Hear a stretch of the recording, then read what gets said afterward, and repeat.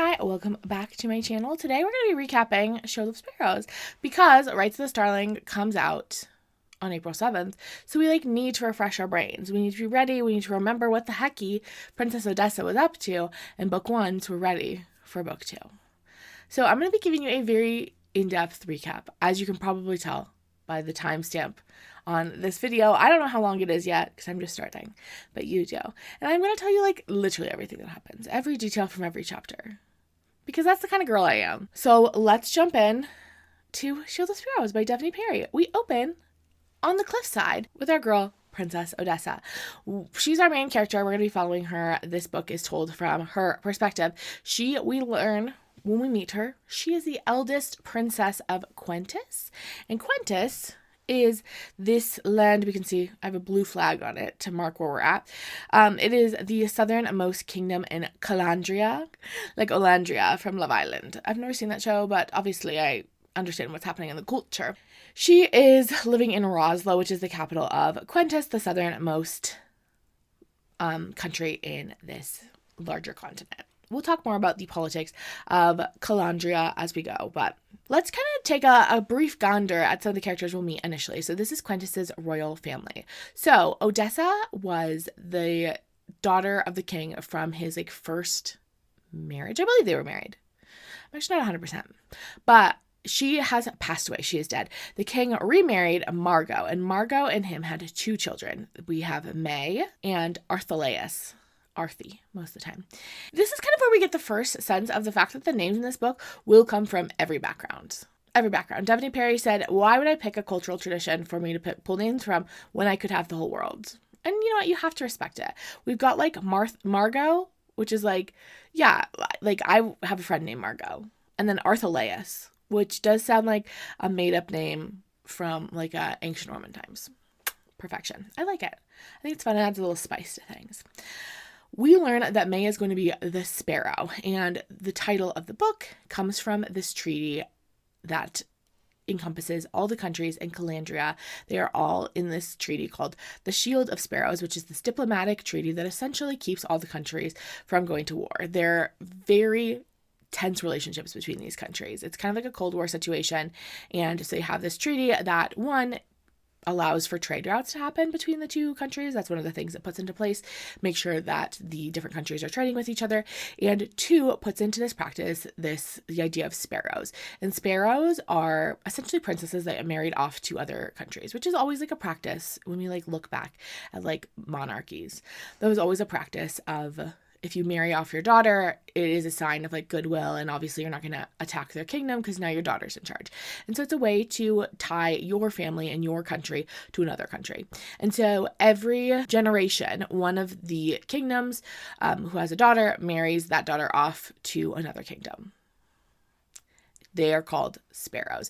And May is going to be the sparrow for Quentis. She's going to be the one that is married off. And we kind of learn that May has been trained from the time she's quite young to be this sparrow, because it is going to require her to be a sort of spy for her kingdom, because she's going to be sent into one of these enemy kingdoms and really get insight into the workings there that they really don't have access to because diplomatic ties are so tense. Odessa, meanwhile, is also engaged. She's engaged to Banner, who is the head of the royal guard. He is about 40, I believe. He's 40, and she is 23. So obviously he is not going to be the romantic interest, because you have to do some romantasy math.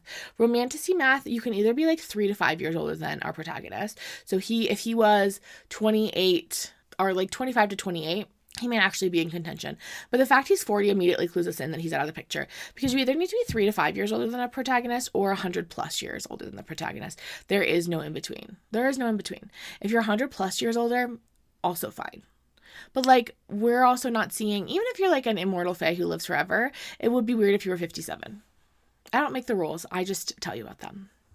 So we know this guy is kind of bad news. And from the go, when we're introduced to Banner, we understand that Odessa doesn't really love him that much or like him that much. She doesn't dislike him. He's a nice guy, but she has no real romantic feelings. This relationship, this marriage is going to be one purely of politics.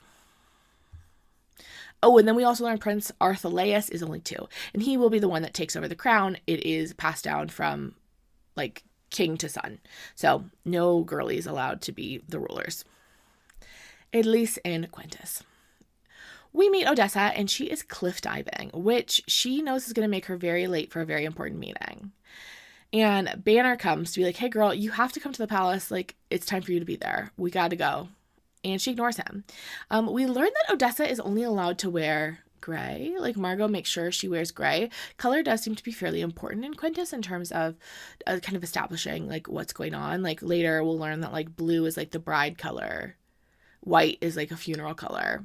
Unclear what gray is. Oh, also, this is where we learn that the color you're born into gives you colored starbursts in your eyeballs. This is part of the magic of the land. Okay. It has nothing to do with your parentage. It is like truly like the soil in which you are born puts these colored starbursts in your eye, and they relate to the country you're born in. So everyone in Quintus has amber starbursts in their eyes, but not Odessa, because Odessa has golden eyes. So her whole eye is golden. I don't know. It seems like amber and golden are like fairly close together, but she is like, this marks me as like so different from everyone else. I'm such a weirdo. Banner is like, hey girlie, the Turans have arrived and they've brought the Guardian, and we learn a little bit more about what's happening. So the Turans are the northernmost country in Colandria, and they are the country that May is supposed to be married into as the Sparrow. But they're here for another reason that we will get to. They've been like invited by the king for a specific reason, but they've brought the Guardian, and the Guardian is this like legendary warrior that lives in Turan, and Banner particularly has a vendetta against him because the Guardian killed Banner's brother. So obviously Banner wants revenge. He didn't love that this man killed his brother. The Guardian has almost like mythical levels of power. It's like unclear to Odessa, like how much of this is just like myth and how much of this is reality. It does appear that like most people in the world, like almost everyone, doesn't really have access to magic. Magic in this world is partially controlled by these people that we'll learn are called the Vosters, who are like the priests, the like religious community of Colandria, and also in the monsters. There's like monsters that like prowl the land that also possess some level of magic, sort of, we're kind of told, that seem related. Both of those seem related directly to the gods. Back to the Guardian. So if the Guardian possesses this magic, that would be like very abnormal because no regular people really possess magic. Banner wants to obviously get revenge on the Guardian. He wants to kill him. But this is a diplomatic meeting between Quintus and Turan, so obviously he can't do any murdering. That would be inappropriate. He's like, okay, girl, I'm like not kidding. I can give you a ride back to the palace. Like, we do need to get going. And she is like, no, I'm going to go. I'll just walk. I'll be on my way. I'm going to follow right behind you. Okay. And Odessa like starts to follow him back. She's like looking out over the ocean, thinking about how she's never been jealous of May before, but now she is, because she's going to get to leave and kind of discover the world beyond Roslo. Odessa has never really been outside of the city. I think she's maybe been to some of the like farm towns nearby, but like nothing more than like a day's journey away from Roslo ever. She's never been on a ship, never been to another country, never even really explored like the far corners of Quintus. But she hopes that once May is gone and kind of like that situation is settled, she might have some more freedom. But she does decide that, you know what, screw being on time for anything. She is going to jump into the ocean real quick. Okay. You know what? I don't respect this decision. I do respect a timely person, a timely gal. I don't know why she needed to Bella Swan it right into the ocean, but apparently this was really important to her. Next we see her. She's back at the castle. She's soaking wet because she just went swimming in the ocean, fully clothed. Her hair is dripping, and she stops in the hallway and she's looking at these paintings that depicts the Crux Migration. The Crux Migration is this huge looming event that is hanging over this entire book. It is when these giant eagle-looking birds, they're like giant, they like scoop up people and gobble them. I know I don't have eagle-looking birds in the depiction we have. Okay. These are pterodactyls, but that is unfortunately what I pictured in my head. So that's what I'm going to have to bring to you. This Crux Migration, where the Crux like migrate across the entire continent, happens once every 30 years or so, and it is due to happen in the next year approximately. So everyone is really gearing up for this migration. It is a really treacherous time because essentially you cannot be outside while the Crux Migration is happening. Everyone has to essentially like either go to these like really fortified buildings or in these underground tunnels, because if you're in just like a regular house, the Crux will like rip the roof off and just gobble you up anyway. But they have to be prepared to be able to just like essentially let the country completely shut down for several weeks, I believe, while this Crux Migration happens, and they like sit below ground. So like supplies need to be adequately distributed already, these trade routes are like incredibly important as we get closer and closer to this migration. We also in this are introduced to the gods in this world. We have kind of like two original gods, which were Amma and Oda, who were like the nice people. They created like all the animals in the world, had like a lovely jubbly time. Unfortunately, they had like 6 god children, and the 6 were bad vibes. They're like not nice. We'll kind of learn more about each of them individually as we go through the book, but they're not nice. They wanted to create something, and they said, I have an idea. What if we created monsters? And so they are the ones who created all the monsters that prowl around Colandria. On her way to the meeting, Odessa bumps into a Voster. The Vosters are one of the few people in Colandria that have access to magic. They are these priests of like the gods. And this one is an emissary for the king of Quentis, and he is a creepy guy with green tinged skin. I do picture them to all look like variations on Rasputin from the 1997 film Anastasia, a classic, one of the best films of my childhood. And so that's how they will be depicted for you. They always give Odessa really creepy vibes, and they really seem to be the only humans that can wield magic, and they're super secretive. No one really knows a lot about the Vosters, except that they're like have access to this magic, and they're to be kind of like respected for that. And he dries her hair for her, and then sucks all the water out of her hair, and then makes a crown out of water with it. Weird behavior. And Odessa's like, actually, that was so annoying. He made my hair frizzy. He should have dried my dress. Okay, but like you're gonna go change dresses. That's like fairly easy to do, and your hair you can't change. Like it is on your head. I actually think that was more helpful. And like, sorry, it's frizzy, but like, I think she has like a vendetta against this Voster for no reason. Obviously, the Vosters are giving creepy, scary, spooky. I'm not a fan of them, but like drying your hair for you, that kind of seems nice. I understand she has curly hair and it needs to be done a certain way, but like we're not gonna have time to do it a certain way anyway because you decided to go swimming 10 minutes before you needed to be in a very important meeting. That's not his fault. She heads into her room to start getting ready. Odessa is like, I promise I will be ready in time. And Margot's like, you're already late. Like, we should be at the meeting immediately. And Odessa's like, no, I'm almost late. And her ladies' maids are off somewhere else, like tending to May or some other aspect for the Turans. So Margot is the one that helps her get ready. And Odessa gets kind of lectured on swimming with her clothes on, especially because it's going to mean that she's going to need to get her hair dyed sooner. Odessa, as we see her, has like bright red hair, but she dyes it brown. Margot has been dyeing her hair brown for like years and years now. The dye is terrible. It's the worst dye on the planet. It is essentially just like paint that she puts on her hair because every time it gets wet, it starts to like wash off. And so she goes through like a lot of hair dye. It's at this point that we like finally learn the real reason that the Turans have been invited Quentis to take care of this marrow eel problem. Marrow eels are one of the monsters. We'll talk a little bit more about what a marrow eel looks like later, but they have been having real issues here in Quentis with marrow eels like plaguing the harbor and like sinking a lot of the ships as they come into shore. Obviously, like I've mentioned again and again, the trade routes are incredibly important right now because the crux migration is coming, and so having these trade routes being disrupted by the marrow eels, not going to work. And Odessa says to her mother, do you think they'll be able to kill them? And Margot says, well, if the 6 dead beasts hanging on the docks this morning are any indication, then I'd say yes. And then Odessa goes, what? They've already killed the marrow eels? When? And Margot says they brought them in last night as they arrived. Odessa has like a dozen follow-up questions and is kicking herself for not heading to the docks and instead heading to the cliffs this morning. But Margot is like annoyed because again, she is late for this very important diplomatic meeting. And then she's like, you're more excited about 6 dead monsters than you are for your own wedding to Banner. And Odessa's like, yeah, I mean, like that is cooler. Weddings happen all the time. How often do we see dead marrow eels hanging up in the docks? Not that often. Margot also does confirm that the Guardian has arrived with them, and so Odessa needs to be careful and not go like wandering around too much by herself because there are a lot of Turans around, and Turans and Quentis, again, it's a tense sort of relationship. They do arrive at the meeting. There are 5 Turans standing there talking to her father. The Turans are all very tall, and they're also tattooed.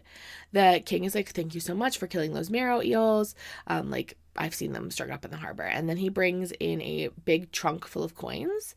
And we learn that the prince is also here. And they're kind of surprised that the prince is here on this trip because like it was a trip to like kill marrow eels. Like, why would the prince come along? And the Guardian strolls in. 2 Vosters stroll in with him. So we have Brother Dime, who is the Voster that works directly with her father, the Green Voster. And then we have the high priest, who is red. And we also learned that they're like really crusty and they have very, very long fingernails. And one thing about me is long fingernails like really creep me out. Not like pretty nice long fingernails. Like if you have your fingernails done and cute, or like even not done but like not like creepy, that's fine. Okay? But like long, you know, when they're like Guinness World Book, the Guinness Book of World Records, when they have like the curly creepy fingernails, that like actually like makes me want to like, well, I don't like it at all. You know how some people are like icked out by like holes, like a lot of holes.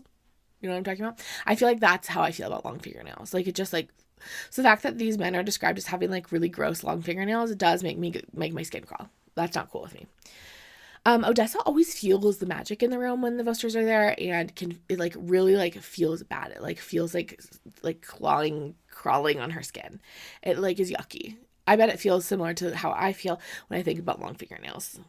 The Guardian also walks in the room with his silver eyes. Interesting. So he also has odd colored eyes.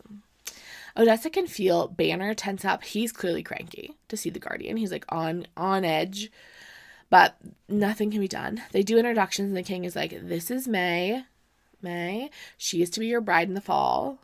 And the king is like, okay, so it sounds like you don't want this. Like, what is your new price? And the Guardian says, the prince wants to marry the other one. Prince Xavier will marry her tonight as the bride price for killing the marrow eels. And so essentially the Guardian has pointed Odessa out and been like, no, we don't want to marry May. We want to marry Odessa. They don't know their names, and the king is like, no, that's not how this works. And Margot's like, no, you're confused. And Banner's like, actually, she's my fiance, so she's accounted for. And the king is like, you can totally marry May tonight. That's like fine with me, but like she's the girlie who's supposed to be your bride. And Banner is getting really like pissed now not because he's like obsessed with Odessa. Like again, they're not really in love. This is like a very political marriage, but like this was an important marriage to Banner because it linked him directly to the royal family. Like it gave him access to power, and like he would like that access actually. And the Guardian is like, she was yours. Now she belongs to the prince. She'll satisfy both, meaning Odessa, both satisfy the bride price and the treaty. She'll be our queen. The prince will have who he desires, and he desires her. And Banner in the corner is throwing a temper tantrum. It is not cute behavior. It's not cute at all, but it is what he's doing. And the king is like, okay, this is actually not how this works. Like the king of the country who's sending the sparrow gets to pick who the sparrow is going to be if he has multiple daughters. Like, that's not how this works. And the Voster's like, yeah, that is true. And the Guardian's like, oh, that's totally true for Shield of Sparrows. Unfortunately, that's not true for the bride prize. The bride prize is this separate thing. It's this old tradition where if someone has slain 7 female monsters at the king's behest, then he can demand a bride prize where he gets to marry literally whoever he wants. So by the chain of 7s, he can marry her. So it's like the bride prize from the chain of 7s. Okay? And then the Voster's like, ooh, yeah, we did forget about that. That one is real as well, and it has been sealed, like that is sealed with their magic. So the Shield of Sparrows is sealed with their magic, but also this like Chain of 7's bride prize is sealed with their magic, which means if you refuse to comply by it, bad things will happen to you. Like it is magically like, you got to. The high priest is like, so yeah, I guess it's right. Like Odessa is going to have to serve as the Shield of Sparrows and the bride prize for the Chain of 7s. And then the Turans leave. They're like, okay, we'll give you a minute to like sort out your stuff. See you later for the wedding. And they're talking to Brother Dime. The high priest goes with the Turans. The king is freaking out because Odessa wasn't trained to do this like work of being the sparrow, this like spying work, and even like the self-defense work that comes with it of being like a woman in essentially enemy territory. Well, May was. And Odessa's kind of like, I don't really want to do this either. But Brother Dime is like, this is your fortune, girl. Like, this is what's in store for you. You get what you get and you don't throw a fit. And Odessa and Banner is also throwing a fit. He says, Odessa is to be my wife. Banner stomped a boot on the floor. Ew, that's such an egg. We then learn that her father is known as the Gold King. One, because of his hair, he has like golden blonde hair, but also because he has made Quentis so wealthy. No one has ever questioned him on the fact that May is to be his Sparrow rather than Odessa. Traditionally, it would be the eldest girl, but like everyone's like, okay, whatever. And Odessa has kind of always just assumed it's because like, one, her mother is dead, two, she has like weird golden eyes, and also she's just like not as naturally gifted in like combat and those sorts of things as May is. Banner is still whining about the marriage and everything, but the king is like, okay, like, we're done with you, Banner. Like, your role in this is like so small that I can't even like think about it right now. Get out of here. As soon as he leaves, May has a knife to Odessa's throat. Okay, whoa, a little bit of an overreaction, girly, but she says, what did you do? And Odessa says, get that knife away from me. I didn't do anything. And then May goes, then why does Princess Xavier want you? And Odessa says, I don't know. Maybe he doesn't like blondes. And then May like goes to lunge at her again, and the king is like, that's enough. Okay, stop. We're not going to fight in our own family. And he talks to Odessa and asks if there's like any reason at all that Xavier might be like interested in her. And he's like, where were you today? Could he have possibly like seen you somewhere? And she was like, she lies and says that she went hiking and swimming because he's very anti-cliff jumping. He saw a new moon and he said that did not work out well for Bella Swan. Listen, my girlie's not going to be doing that. And so she like just doesn't give the cliff diving part, and she kind of like recounts her whole day besides the cliff dumping. And the king is like, okay, well, I guess it doesn't actually really matter. Like, it looks like you're going to have to marry them. Sorry, Des. And Odessa is like not thrilled about this. Again, she is like not prepared to take this on. This is not something she is prepped for at all. Then we learn a little bit more about the Shield of Sparrows. So like I mentioned, the Shield of Sparrows has been sealed with the magic of the Vosters, and it is this big treaty that is between all the countries of Colandria. Every generation, before every migration, so right before the Crux migration happens, a daughter would be married to another royal family so that the children had ties to both countries. The last one 30 years ago was between Ozarth and Lane. It is also a trade treaty to make sure everyone survives these Crux migrations. The main goal is to maintain the peace between the countries. This would have been the 10th marriage within the Shield of Sparrows. And the king's like, okay, well, we have one night to kind of like do as much as we can. You need to learn a lot. Like, we need you to find the way into Alisaria, which is the capital of Turan, before summer's end, and then send word back so I can infiltrate the city. And Odessa's like, excuse me, what? And the king's like, your ladies' maids are going to come with you on your journey to Tura, and I need you to come up with some reason that you need to send them back to Quintus with whatever you learn about Alisaria. Like, Alisaria and learning where that capital is located is your priority, but it would also be incredibly helpful if you learned everything you could about the Guardian and his powers. Also, if you could kill him, that would be gorge. And Odessa's like, what? Excuse me. And we then learn that the king had planned this marrow eel situation to move up the marriage. He knew that, like, because the marriage was like so close, it was supposed to happen in the fall, that the Turans would come and just like to deal with it all at once, because they need to locate that Turan capital ASAP. They need to get there before the Crux migration. And they couldn't wait until May's real wedding date, which is, like I said, supposed to be in the autumn. The king wants to breach the city before the first snow because the Crux migration could happen a little bit early. Like, they don't ever know exactly when it's going to happen. It's just like a window. And so they want to make sure they give themselves plenty of time. And Odessa's like, why are we going to the capital? And the king explains that there's something that he wants in the city. And Odessa's like, well, if you tell me, maybe like I could locate it. And he's like, no, I can't tell you anything else. But like, this is the only chance we have at stopping the Crux migration. And Odessa's like, so there are some treaties in place, and the treaty like prevents her from betraying her king. Like, that's one of the like rules of the treaty, and it's like magically bound. And so she's like, I literally can't do this. And the king says, treaties can be broken, Odessa, remember that. Interesting. But we do learn that the king had no idea that this prince was going to choose Odessa over May. Like, obviously that was not part of his original plan. And Odessa is like beginning to realize that the fact she's being sent to Turan on this like very dangerous mission means that she will likely never see home again, because if she like kills the Guardian, which is what is being requested of her, they're not going to be like, bye, have fun back at home. Like, that's going to be the end for her. And so Odessa then begins like the process of getting ready for her wedding night, because her wedding will be tonight. Odessa is brought back to her rooms, and her mother is trying to find her a blue gown for her wedding dress, because that is the color of weddings. But unfortunately, Odessa only has gray. Brielle, we finally do meet her ladies' maids. We have Brielle and Jocelyn.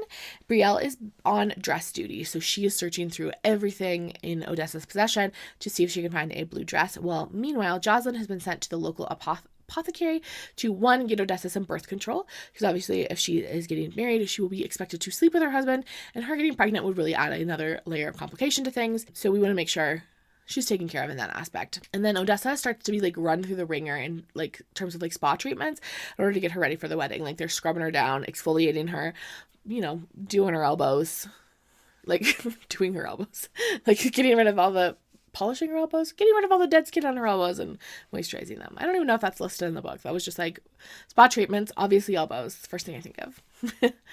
Margot is packing her hair dye and is like, this will last you a little bit, but you're going to need to restock once you get to Turan, in order to like keep her red hair at bay. Again, like we're not really given like specifics on why she can't have red hair, but like it does seem important to Margot that she does not reveal her red hair. They find a dress that is just like a pale grayish blue, that it's nearly white, and it's the color of funerals. So like, great. This is a great omen for her wedding day. Meanwhile, May is in her room. Odessa can hear her in the room next door, and she's like literally throwing a temper tantrum. She's like throwing things at the wall and like screaming because she was supposed to be the bride. It's kind of embarrassing.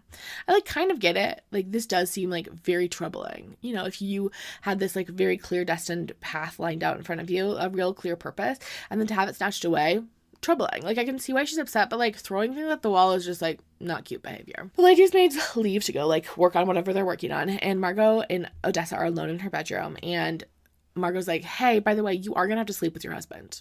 So that is coming. And Odessa had already gotten like sex ed from a healer when she was a teen. They like brought in a healer to give him the birds and the bees talk. She's never slept with Banner, even though she kind of thought they might after they got engaged. But Brielle told her that Banner had a lover in the city. And Odessa's like, maybe I should have cared about it, but I didn't. I said, okay, great. She has slept with someone. She slept with a random stable boy when she was 15. But pretty quickly after they started up their little romance, her father found out about it and sent him away. It is kind of weird to me how this is laid out, to be honest. For Odessa to have like had a little romance, slept with someone with 15. Now we'll learn she's 23. And so just like the past 8 years, she's like had no interest in romance at all. I guess she's been engaged to Banner for like a little bit, and so maybe that has like dampened things, but like I just think it would make more sense to make her like really so isolated in which she wouldn't have any romantic experiences, or make her have like a real romantic experience that had an impact on her. This like throw aside like little fling that she only had once 8 years ago seems kind of silly. Margot is like, you're gonna need to please Prince Xavier in bed, because the happier he is, the less suspicious he will be of you. Okay? And we get a little more info about what is happening in Turan. So their capital used to be a coastal city of Paris. Okay? Perris. But it's going to sound like Paris, the Eiffel Tower. Sorry, there's nothing I can do about that. So that used to be their capital city, but then during the last a few Crux migrations ago, it was destroyed, and rather than rebuild it as the capital, the king moved the capital city to Alisaria, which is this city in the mountains. No one outside of Turan has ever been invited to the capital city. It's not on any maps. No one really knows where it is, except it's in the mountains somewhere.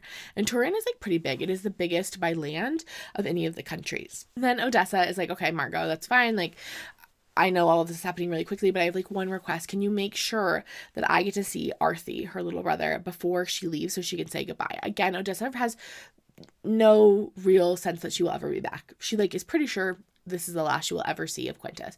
So she wants to be able to say goodbye to her little brother. And Margot is like, of course, I'm going to let the king know that you're ready. And then Odessa is left alone in her room for the first time, and she immediately goes to this secret hiding spot, this like loose floorboard where she keeps a few things. She pulls out this necklace that she had found from 13 years ago.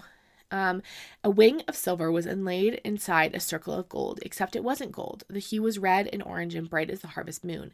It was a symbol I'd never seen before. I'd scoured books in the library. I'd drawn it out and taken it to the docks to see if anyone recognized the design.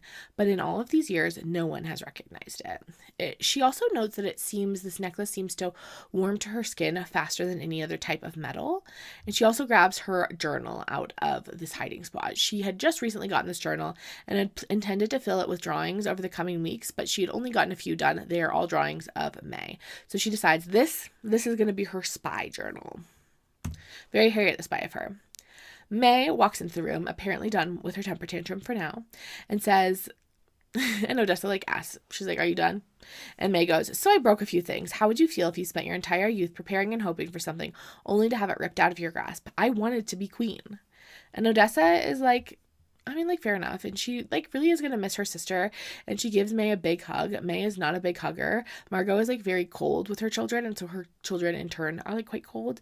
And Odessa is like, I wonder if May will now be married off to Banner in order to kind of keep that alliance between Banner and the royal family. And May says, don't plan to return until you have the information father wants. They will never trust you. Don't be fooled by any kindness. You must be ruthless, Des. This is kind of like her advice. Then the king strolls in. He sees her in her dress and is like, that is the palest blue dress I've ever seen in my whole life. Like, that's like a funeral dress. And she's like, well, we must depact the better ones, knowing that she has no options except gray dresses. The king is here to get a vial of her blood to sign the treaty with, because that's how they do that. Then it is wedding time. They go to this underground cavern that is essentially like this church that is set up so they can continue to worship during the Crux migration. The clerics, who I guess are different than the Vosters, I think they're kind of like the lesser priests that maybe don't have access to magic, worship there because they aren't super fond of the sun. That always makes me a little wary. Gives me vampire vibes. There are 2 Vosters already there at the altar, and the king lets her know that there isn't going to be a big ceremony, just the signing of the marriage decree and the signing of the treaty. And May says to Odessa, sending you to Turan as a suicide mission, and Odessa says, better you than me. And May says, no, better me than you, and she squeezes May and like Odessa like squeeze hands. Both Odessa and Prince Xavier step up to the altar where the Shield of Sparrows is waiting for both of them to sign. The first bride had been named Sparrow, hence the treaty's name, the Shield of Sparrows. She had been a Turan princess given to the Genesis king. The laws that bound husband to a wife. A king cannot kill his sparrow, and a sparrow cannot kill her king either directly or indirectly without death befalling them both. Beyond that, there's not a lot of specific rules. It's just like generally a treaty to like make sure all the countries stay on their best behavior. The high priest has them begin. He says, Odessa Cross, do you vow to uphold the Shield of Sparrows with your union to Xavier Wolf, prince and the future king of Turan? And Odessa says, I, Odessa Cross, make this vow. And then the high priest goes and turns to Xavier and says, Xavier Wolf, do you vow to uphold the Shield of Sparrows with your union to Odessa Cross, princess of Quintus and future queen of Turan? And then the high priest turns to the guardian instead of Xavier. And he says to the guardian, will you speak on the prince's behalf? And the guardian says, yes, I speak on the prince's behalf. Xavier Wolf makes this vow. I don't think I like made this super clear earlier, but Xavier, the prince, he does not speak. So most of the time the guardian is kind of like speaking for him. Okay. They sign both their names with their little vial of blood they collected earlier, and then Odessa kind of like feels the magic of the treaty move through her. Like it is something that is like tangibly done to her. They are bound together in this way. And Brother Dime says it is done. And then the king invites them all to like celebrate the marriage with a feast, but Xavier's like, no thanks. No feast for us. Odessa's kind of like in this position and she's like, I like don't know who I'm supposed to go with. Like, do I follow my new husband that I just met 10 minutes ago? Or do I go back and spend my like last night with my family? And so she kind of like is standing there and the guardian like teases her. The guardian says, eager to chase Xavier to his room, my queen. And she's just like, what? And he says, enjoy your last night in Quintus, Sparrow. We will sail at dawn. And so she heads out with her family. Odessa is at the docks the next morning. It's super early, just before dawn. The shops aren't even open yet, but people are kind of like bustling about as the shop owners kind of get their shops ready for the day. Xavier and his crew have yet to arrive, but people are like clearly getting his boat ready to sail. Odessa had completely missed dinner since the wedding feast had been denied and instead had spy lessons all night with her father. She like did not sleep. So she's starving. Also, none of her family is here. She's like, I hope they come say goodbye to me. She decides to go on a walk around the docks. Her favorite, Paperman, is not there yet. We learned that papers and papermen are like kind of a hot commodity in Roslo because they like spread gossip, and gossip is like something that is like very important to the people of Roslo. Lady Whistledown would love it here. All the merchants are treating her like quite strangely because she is wearing her crown on the docks this morning. And she hears the people talking about the marrow eels and she's like, you know what? I should go check out the marrow eels. So she heads over to where they're pointing and she's looking at these marrow eels. And these marrow eels are these giant eels that are like this electric blue and they have like really pointy teeth and giant like bone spurs coming out of their front of their head. They're like narwhal eels. She's looking at them, and her presence is enough to make anyone who is on this side of the docks flee. She gets in real close to the eels and starts touching them, which is gross to me. That's really yucky. I don't think you should be doing that. Personally, that seems like a good way to... Ew, why? Just don't touch dead animals. Or you just, like, find hanging places. And she does cut her finger on one of the eel's scales, and the guardian appears, and he says, "The scales are as sharp as their teeth. Mourning, my queen." He comments on how beautiful the eels are and asks if she's ever seen them before. And she's like, no. And then he teases her a bit about her crown and how she showed up with her crown this morning. And also she notes that his eyes are green now. They were silver the night before, and now they are green. Color changing eyes. This book is giving Twilight. Do all books give Twilight? Maybe. Like I said, I do think the birthplace of romantasy was actually Stephenie Meyer. I'll say it before. I've said it before. I'll say it again. She, like, trips as she's, like, backing away from the marrow eels. He catches her. It's very, meet cute romantic. And he's kind of mean in, like, a bantering sort of way. And then he's like, okay, we actually better get going.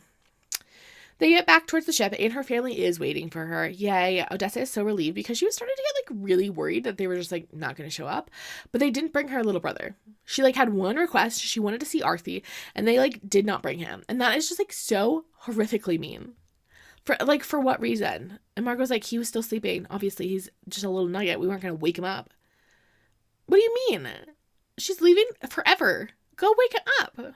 May gives her a hug goodbye and reminds her what her mission is and reminds her to be careful. And then the king hugs her goodbye and he says, "I've made so many mistakes as your father. I'm sorry. Your mother would be so disappointed in me.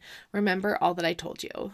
And then again, she's like, "If you just told me what you were looking for in the city, maybe I could, like, find it for you. I could be, like, more effective as a spy if I had more information." And he's like, "That's not your burden to bear."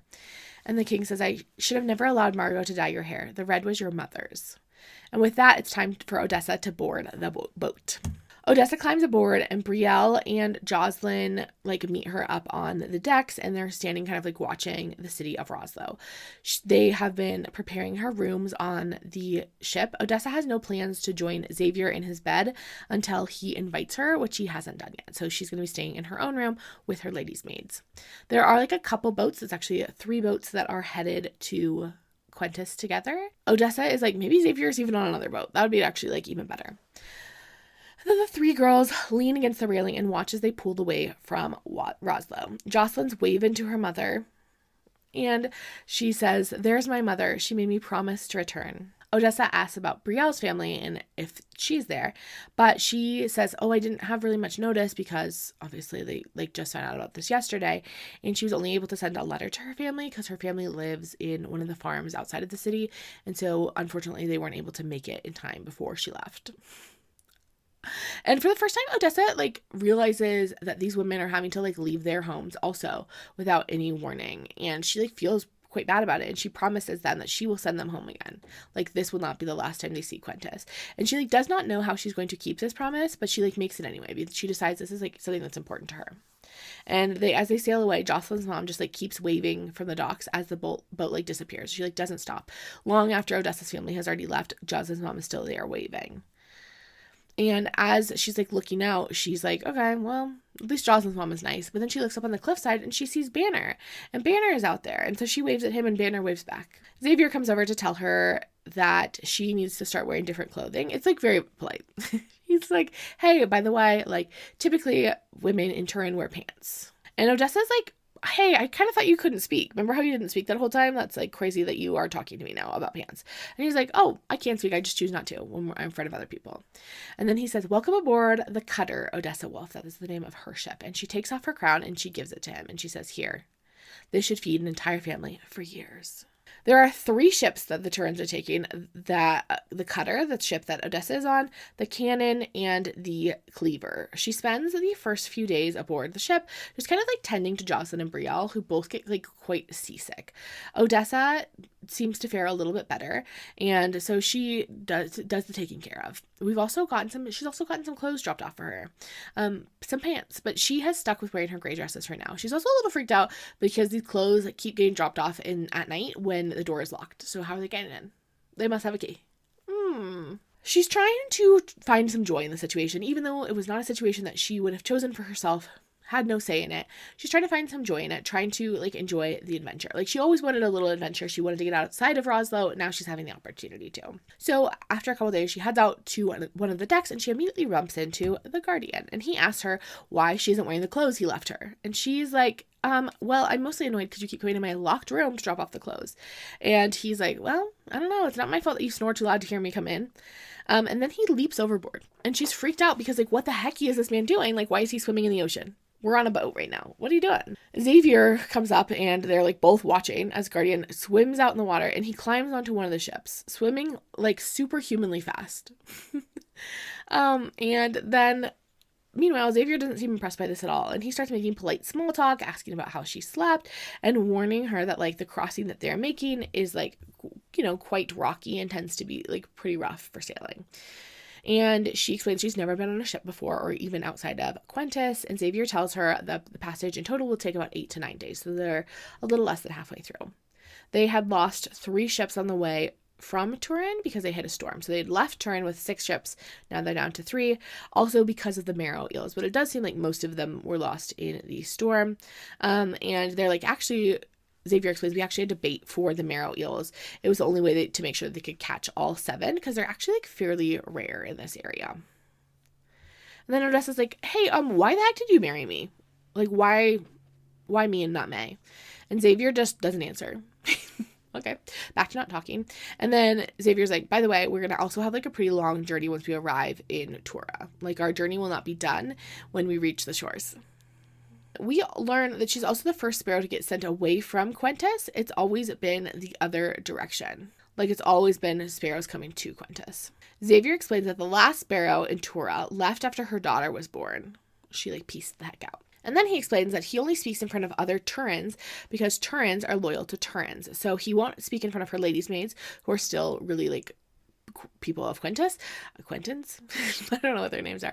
But because by marriage now she is a Turan, he will speak in front of her. And then Odessa goes, hey, by the way, do you desire me? And Xavier goes, you are a beautiful woman. I don't think I'd ever say that to anyone. Do you desire me? If I wasn't sure of the answer. She's braver than I. The next day, Odessa's like, you know what? I'm going to try out these pants things.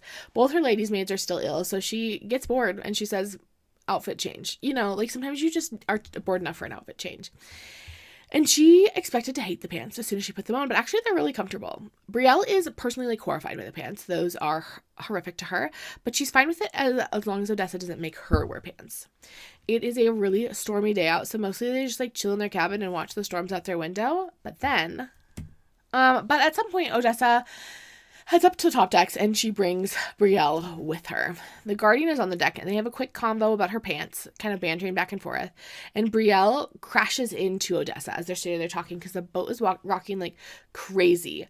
Not only is it the storm, but guess what? They've just been like head-butted by a marrow eel.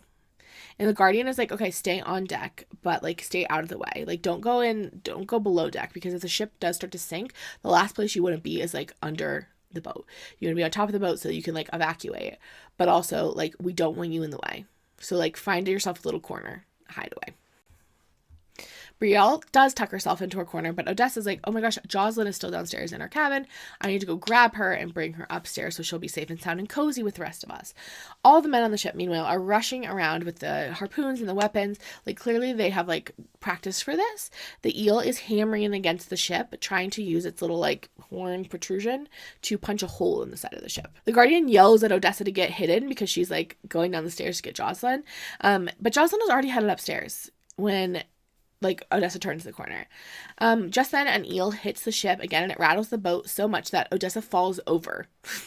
Odessa's trying to get up and race over to where Jocelyn and Brielle have like hidden themselves, tucked themselves away appropriately, following instructions. She's trying to get over to them when the eel hits the side of the boat again and it tilts the whole boat. Because she's in the middle of the boat with nothing to hold on to, she does slip and slide around as this boat like violently rocks back and forth. All the men and Brielle and Jocelyn are like holding on to something. They've like anchored themselves to something on the boat. Unfortunately, when the marrow eel hits the boat a third time, she does fly over the edge of the railing. Yeah, that's why you have to listen to instructions, you know? There's a reason that there are rules. She's swimming in the water. The Guardian is like yelling at her to swim, obviously. The men are armed for when the marrow eel reappears. She can see all these men with like harpoon guns off the side of the boat. The ship is sailing away from her as she's like swimming towards it. And she realizes she's never going to catch it. She can't swim faster than a boat can sail. Also, the marrow eel is coming up behind her. And like, it hasn't really realized that she's in the water yet. But like, probably it's going to realize it soon and it'll eat her. So it's just bad news all around. Luckily, the Guardian comes up with a plan and he shoots the harpoon gun near her. He doesn't like shoot her with the harpoon gun because that would be mean, but he shoots it near her so she can grab onto it, and then like he's like pulling her in. The marrow eel does brush up against her legs and she does pee her pants. She does indeed pee her pants, and this is the best place to do it. If you're going to pee your pants, it should be in the ocean. Like, I think that's fine. They finally haul Odessa on board, and at that same moment, as they're like about to like, they're like pulling her out of the water, the marrow eel jumps up to gobble her. Luckily, the Guardian's able to shoot the marrow eel with a harpoon gun. Then the monster is also hauled onto board. The Guardian had speared it. Xavier jumps from one of the other boats.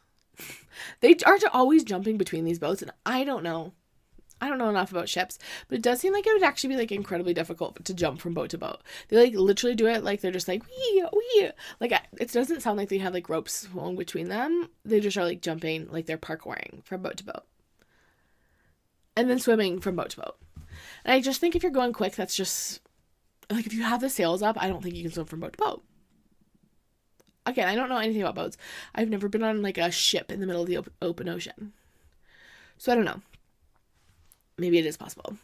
Brielle and Jocelyn are like fussing over Odessa because she's like kind of torn up from being in the water. You know, she's in rough shape. But Guardian sends him away, and the Guardian starts yelling at Odessa. When I give you an order, you obey. And Odessa's like, you know what? My bad. I'm sorry.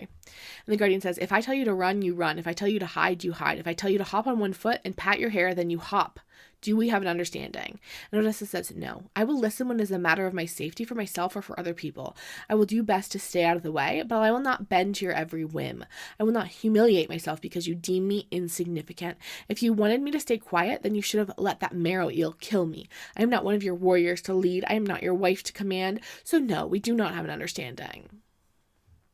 Bestie, I do think he was mostly meaning like, I need you to listen when I give you instructions for your safety.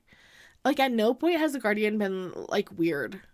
He's not been trying to give her instructions in other capacities. Like, he left her pants and he's like, why aren't you wearing the pants I left you? And he wasn't like, you have to wear these pants now.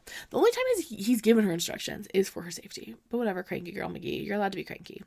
She storms to her cabin. She looks over her shoulder and she says, thank you for saving my life. And then she, continues on her merry little way. The next morning, Odessa heads upstairs. She'd barely slept the night before. The girlies, Brielle and Jocelyn, are like, we are not coming up on deck again until we reach Turan. It seems like a bad place to be. She heads over to where they have hung the marrow eel. It is so stinky and is dripping this green, gooey blood. And she's like, this is weird because all the eels I saw back on the harbor in Quentis had red blood and they didn't smell like this. And the Guardian comes up and he teases her. And Odessa asks about the green blood situation. And the Guardian explains that the female marrow eels have red blood, but the male eels have green blood.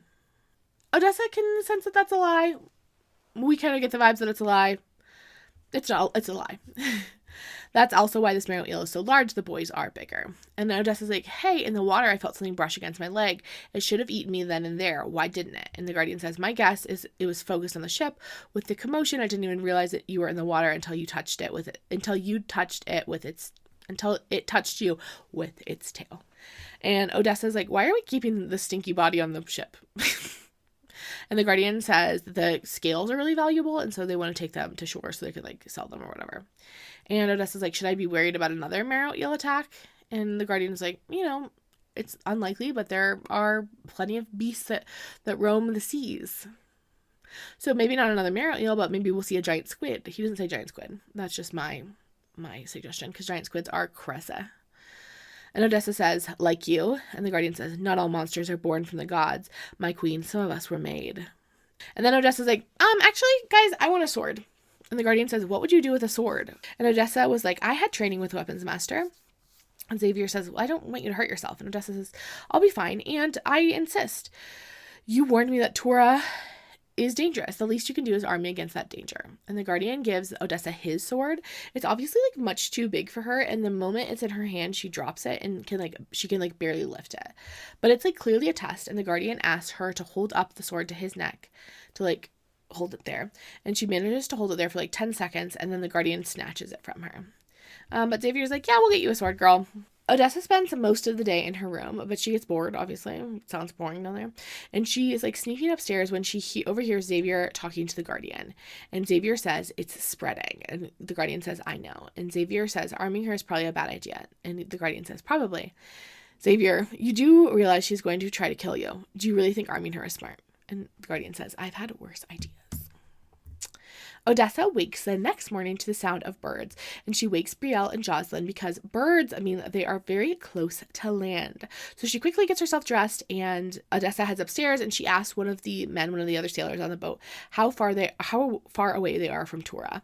And he doesn't respond verbally, just like gesturing to the front of the boat with his chin. The Guardian tells her they're going to reach Tura before midday, and again comments on the fact that she's wearing her pants. And Odessa then tells him, you need a shave. And the Guardian tosses her one of his daggers, and he says, okay, you could do it. Give me a shave. Go for it. And he shows his throat to her. And the Guardian says, are you going to give me a shave or not? And Odessa says, I am not your valet. Do it yourself. And the Guardian says, okay, we'll start with small weapons. There are no swords you'll be able to wield on board, so we'll start with trading with your dagger. That's right, ladies and gentlemen. He is going to be the one to train her.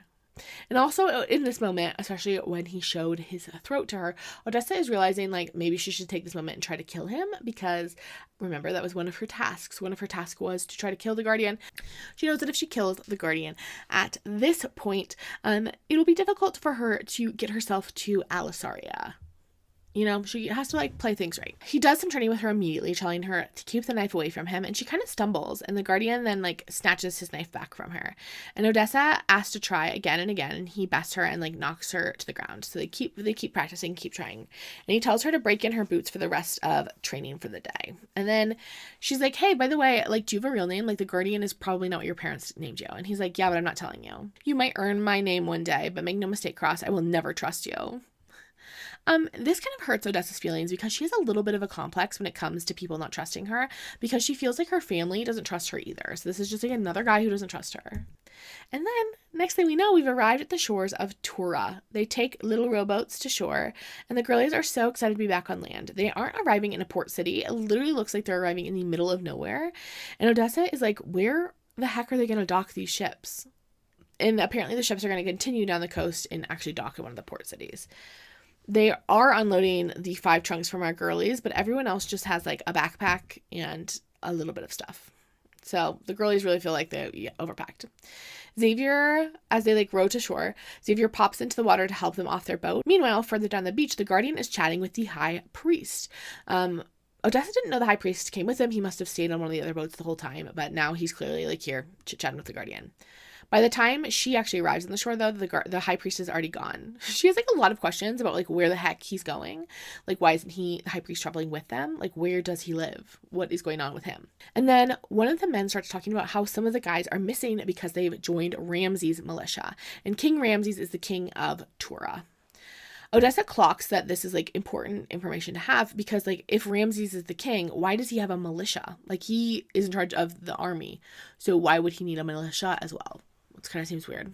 Some of the men start kind of loading the girlies' things into a carriage, and it's clear immediately that everyone knows she's the Sparrow. She was kind of hoping that she would be able to kind of play things cool and not be treated as so different as royal, and when she got to this new place, but the hopes of that are dashed pretty quickly. We're introduced to Tilia. Xavier kind of introduces Odessa and Tilia. Tilia is one of the warriors, and she'll be traveling with them. Tilia explains that they should grab anything they need from their trunks because their stuff will not be traveling with them. Their stuff will be traveling by carriage, and it'll be slower. They'll be riding on horseback. It sometimes takes a few weeks to arrive. So make sure they have anything they need. Then Odessa is talking with Xavier and he starts gesturing rather than speaking. And she goes, does everyone know you can speak? He nods. Everyone here knows he can speak, but not everyone in Turan knows that he can speak. And then Odessa goes, so I shouldn't have told Brielle? And Xavier leans in and whispers in her ear, you didn't. And Odessa goes, how do you know? And Xavier goes, because you're trying to earn my trust. Odessa mostly just grabs a journal and an extra outfit from her trunk, making sure everything else is packed away. And then Odessa gets set up on a horse, and Brielle and Jocelyn get set to travel with like a separate group of warriors. They're all traveling like in like a big group together, but like in the like, you know, buddy system. Brielle and Jocelyn are separated from her. They head into the trees with their horses, and the Guardian is in the lead. They travel through the whole night, and Odessa is exhausted and just like so sore and so tired. But now dawn is breaking, and a group of warriors takes off ahead of them, like going really quickly. Xavier explains that they are sent ahead to set up the camp. And he also explains that the grizzers, but monsters in general, tend to attack more during the day, which is why they rode through the night to kind of get through the densest area of the forest right off of the coastline. She looks back over her shoulder and she spots Brielle riding behind them with Tilia and Jocelyn. And Tilia is actually holding up Brielle. They're like horses are right next to each other, and Tilia has a hand on Brielle, kind of holding her up because Brielle has like fallen asleep. Odessa is like ready to fall asleep too, and she has to work very hard to stay awake as they make the last little bit of their journey to a camp. When we arrive at camp, Tilia comes and grabs Odessa's horse from her, and Odessa is obviously exhausted, and Jocelyn's like, I'm gonna go find us some food, and Brielle, go ahead and get set up in your tent and we will bring you something to eat. Jocelyn asks, like, why are they lighting so many fires? Because it is like dawn, like it's early in the day, and they are lighting just like a ton of fires all around the perimeter of this camp. We'll learn later it's for monsters. Odessa heads into her camp, and the Guardian follows her, and he stays because he loves annoying her. He explains that they will be resting at the camp for 2 days before they continue, and that Guardian warns that the journey beyond, like as they continue, will not be easy. Like they still have lots farther to go. And Guardian says, do not wander past the fires, even towards the river, even to go to the river. Like it's too dangerous. And Odessa goes, fine. Can I tell Xavier I'd like to speak with him in private? And the Guardian goes, why? And Odessa says, because I want to talk to my husband. But the Guardian will not tell her where Xavier's tent is, and suggests that she could like wander into his tent instead. Flirty vibes. But Brielle interrupts, and as soon as Brielle arrives, the Guardian pieces out. And Brielle's like, hey, be careful with him. He is dangerous. Her and Jocelyn are staying in a different tent, kind of on a different part of camp. They kind of talk together. They recap the journey about how like dark it had been. Tilia had told Brielle that they traveled at night to avoid the grizzer, but Brielle was like, I actually think it's because they don't trust us and they didn't want us to be able to like recognize the route that they were taking. Odessa tells Brielle to lay down while she jumps into the bath. There is a bath that has been like drawn for Odessa. She's excited to jump into it. Brielle's clearly like exhausted, and Odessa's like, you can lay down on my bed and like rest if you want. Which is like so kind of her. I would never, if I had been traveling all day, all of us had been traveling all day. Okay. You're filthy, grimy, disgusting. You have a bath drawn up and you're going to let the dirty girl lay in your bed. Ugh, when you go to sleep, it's going to be dirty. That's upsetting. After her bath, she climbs into bed and like snuggles up with Brielle, but she's having a hard time getting to sleep because the camp is pretty constantly racked with the sound of creatures roaring. While asleep, Brielle like snuggles up next to her, and Odessa is thinking about the fact that she's never really had friends back in Quintus because the only people in the place were fake and they only used her for gossip, and so she didn't have any friends. Sad. Finally, Jocelyn arrives. Thank goodness, girl. I was worried. We had pages and pages of Jocelyn gone, and I was worried. No one else was worried, but I was. I said, where the heck is Jocelyn? We had time to find the tent, to have a whole banter off with the Guardian, take a bath, lay down and take a nap, and now finally Jocelyn's here with dinner. She's brought a plate of food for Odessa, and is also like completely appalled to find Brielle sleeping in Odessa's bed. But Odessa's like, just leave her. Like, it's fine. It's been a hard day for all of us, and I actually think I'm going to actually go take a quick walk around camp. As soon as she leaves her tent, Tilia finds her almost immediately, and it's pretty obvious that Tilia is like supposed to be Odessa's like babysitter. And Tilia explains that like if Odessa is outside of her tent, Tilia will be with her. And Tilia calls her Highness, and Odessa's like, if you're not going to call Xavier Highness, then I'm certainly not going to be called Highness. Tilia explains that their next stop along their journey will be Elder, and Odessa is vaguely familiar with the name and knows that it is the largest fort in Turan. So that's where they're headed next. As she's exploring camp, she runs into the Guardian, and Tilia leaves. Tilia kind of like leaves Odessa in the Guardian's care, and he explains the roars she's hearing are grizzers. But don't even worry. He killed the grizzer that was causing all this drama, and Odessa asks if she can see it because she's curious, and he does take her. He shows her the grizzer's body. It's like half porcupine, half bear. and it's got like a big red gash on its neck, and it's dripping red blood. And then the Guardian's like, you should head back to camp and rest. She heads back to her tent, and she sees a group of warriors, including the Guardian and Xavier, riding out of the camp together. She gets back into her tent, and Brielle is gone, and she tries to get some sleep. The next morning, the Guardian picks back up with her with weapons training. She has got now like 2 little twin blades that are both bigger than the dagger that she was using back on the boat. And he goes on with like the typical training sequence sort of stuff, looking for like weak points, how she should always go for the kill, etc. They like banter. They train. The classic. It starts to rain, and Odessa hopes that means that they can cut their training sessions short, but alas, no. The Guardian like keeps going. Also, all the dye is washing out of her hair. Her hair is just like dripping brown every time it rains. Like, all of her clothes must be so stained with brown hair dye. Like, if she's just like, it's not like the hair dye gets wet and then evaporates out of her hair. Like, it must be just like dripping on everything all the time.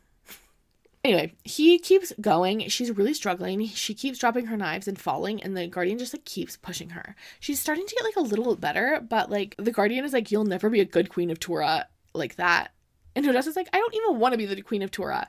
And the Guardian says, you'd rather rot in a golden castle, withering to nothing while your family forgets your existence. You are nothing to them. Your father gave you away without so much as a blink. Your sister put on a show of bidding you goodbye, but I'll wager she's already in your fiancé's bed. A man who also let you go without a fight. And don't you have a little brother? Did they even let you say goodbye? He's just like so mean. He's like, actually, I'm going to be evil for a second. Actually, can I be evil for a second? Okay. And then that does make her mad because he was being an asshole. And he does obviously, then she like channels that rage, and she's actually able to like do better. Like, what else would she do? I feel like this is like classic training sequence sort of stuff. She's moving faster than ever, and she goes for his throat, but she falls again. And she's like freezing, and she's like laying on the ground, and she's wet and she's freezing, and she says, I don't know why my father had any hope that I could do this. She's like really catastrophizing in her head. And like, who among us hasn't been here? You know, maybe not this exact situation, but like, who among us? And she's on the ground, and the Guardian is standing over her, shouting at her to get back up. And Xavier comes over and is like, okay, that's enough. And the Guardian's like, she's not done. It's enough when I say it's enough. And Xavier says, no, it's done when I say it's enough. And the Guardian doesn't argue. He just like walks away. And then Xavier's talking to Odessa, and he's like, I gotta go. I'm heading to Paris. See you later. And Odessa is not invited because it will not be a safe journey. But they will be leaving as well. Like, Odessa and the rest of the crew will be leaving as well in the morning. And when she gets back to her tent, she has an apple waiting for her in a warm bath. The Guardian was, I don't think I mentioned this. The apple makes no sense because I didn't tell you about the apple. The Guardian was eating an apple when she arrived, and Odessa had been like starving, and the apple had looked delicious because there's not been a ton of food on this journey. She's been like starving Marvin.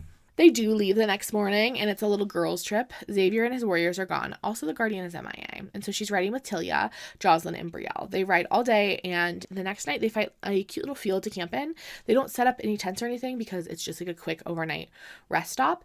And so everyone is just like snuggled up under the stars together. But things are spooky and scary outside and the dark at night in the forest, which is why I don't really like camping, because I am afraid of the dark in the outdoors. Brielle starts crying because she's so scared, and Odessa like assures them everyone will be safe because they start to hear this like clicking sound that are the berry wolves that are circling the camp. And they're like, great. They're like surrounded by fires, which should kind of like ward off the berry wolves, but it doesn't seem like it is working because they just hear these like clicking and clicking and clicking. Eventually they fall asleep holding hands when the sound of a grizzer's roar wakes them up. It's clearly also very near to the camp and getting closer. Brielle starts praying. The men are like braced with crossbows for whatever is going to come crashing through the camp, but the next roar is cut short. The Guardian comes into camp covered in blood. He intercepted the grizzer and took care of it. Everyone at the camp is like cheering, and the girlies are hugging each other and crying because they did think they were going to get eaten by a grizzer. But then Odessa looks over at the Guardian and Tilia, and they like seem to be having a moment, leaned in close, like whispering to each other. And Odessa's like, oh my god, are they together? Are they in a little romance? And she like gets no answers, but she's got to lay down and try to get some sleep. But before she can fall asleep, the Guardian does come over and check on Odessa, and he goes, are you all right, my queen? He does call her my queen all the time. I haven't talked about that yet, but I do love it. That is a good nickname to me. I like a nickname, and I do like my queen. I think it's nice. I think it's cute. She confirms that she's fine, and he tells her that it was a grizzer, and it's dead, and then he's like, bye. But the weird thing about the Skrizzer blood she noticed when she was looking at the Guardian was green blood. They continue traveling the next day, and Odessa randomly recalls the story from back when she was 13 about how she was poisoned by a scullery maid with fennec root powder. The doctors, do not know how she survived this poisoning. She really shouldn't have. There were, 3 days that she spent, at death's door, and she says, I feel worse right now. She says that, cakewalk compared to this. Tilia explains that they're almost at their destination, but plans have changed slightly, so instead of heading straight to Elder, they're going to stop at Triau first. We've arrived in Triau. They're, really kind of on the outskirts of Triau, and Tilia immediately runs up to a warrior that Odessa recognizes from back in Quentis. So this guy must have made the journey separately, got here first. I don't really understand how he's here, but he is. His name is Halston, and he is Tilia's fiance. So great news, the Guardian isn't Tilia's girlfriend. Unless she's in a throuple situation. You don't actually know that for a fact, Odessa. Odessa is kind of sad because clearly they have some affection for each other, and Odessa is well, I guess I'm never going to get to experience that because I am in a political marriage. Great. And she's talking to Brielle about love and how she's never going to get to experience it. And Odessa asks Brielle, have you ever been in love? And Brielle says, yes, he broke my heart, but I still love him. I always will. Just hold that in your nog, okay? The trees, as they approach town, are super tall, and they start to enter the actual town part past the forest. And we learn that the town of Triau, they don't live in tree houses. It's Treehouse Town. How exciting. It's so cutie. It's so fun. And Tilia takes Odessa to her treehouse, telling her that Jocelyn and Brielle will be taken elsewhere to stay. As they head up to her treehouse, they pass a group of girls playing, and they're whistling at each other, and we learn that the lookouts on the edges of Treehouse have a system of whistles that they use to kind of mark people coming and going to make sure they don't accidentally shoot a person.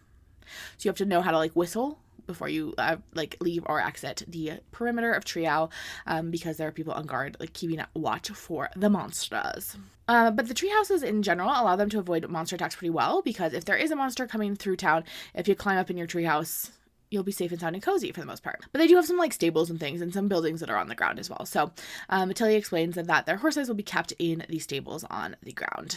Odessa heads to her treehouse. She realizes that the treehouse next door to hers is fairly close to hers, in terms of in the tree, and she's curious who lives there. We'll find out soon enough. She heads up into her treehouse. She's exploring. It's actually really cute. There's just a bed and a desk in the main room, but then there's also a little bathroom sort of situation. But there's a bath already drawn for her. She gets so many baths. What a lucky girl. And she's about to get into the bath when who should appear but the Guardian, obviously. The Guardian loves to follow her around and bother her. He's clearly just taken his own bath, and his beard is looking quite neat and tidy. He shaved a little bit. Not completely clean shaven, but tidied up his beard. And then Odessa thinks he was the most beautiful man I'd ever seen. And, well, that, for me, said, oh, this is actually her love interest. Her actual husband, Prince Xavier, we don't need to worry about him because the Guardian is clearly her love interest. Once you say, oh, that's the most beautiful man I've ever seen in a romantasy novel, you're pretty much married, for as binding as that is. He's brought her food, and he explains that Xavier has been detained in Paris, won't be there for a while. And then he starts asking questions, where does she live? How old is she? And he keeps calling her a liar. He does get, mad when she tries to, question him back. Okay. And then he says to her, did your father send you here to spy? And Odessa goes, no. According to her, it was the best lie I'd ever delivered. Even I would have believed me. And the Guardian says, you're a terrible liar, Cross. He touched a girl at my temple, the strand having fallen out of a braid. And then Odessa asks when they will head to Alisaria with Xavier, and the Guardian explains not until Xavier can trust her. And then he leaves, stealing her rope ladder and kind of parkouring to the next door neighbor treehouse, because that is where he is indeed staying. So she has no way to get down from her treehouse because the rope ladder was the only way to climb up there. So now she's kind of stuck for the night, but that's fine. She's going to bed anyway. In the morning, when she wakes up, her rope ladder is back, and she comes out. Tilia's there, and Tilia's like, it's actually the afternoon, girl. You slept a lot, and she needed the sleep. It was a long, hard ride. I don't think they drove. They drove the horses. Talia gets her breakfast and kind of shows her around camp. There's a dining hall, and Talia explains it's more like an encampment than a town. The encampment is provided for by the king, and so nothing costs money. There's no like exchange of goods. A lot of the people are just passing through. There are some permanent residents that keep the encampment running, but a lot of people are just kind of like passing through to other areas. Odessa keeps asking about Alisaria and keeps getting these like weird, vague answers. It very clearly shifts the tone of the conversation as soon as she asks about it. Like, people kind of shut down. Tilia points out a few more buildings. We have the infirmary and the library, and Odessa is like really interested in the library in particular because she's thinking that might be a way she can get more information about Turan. But Tilia insists that she needs to go eat breakfast before she goes and looks at books.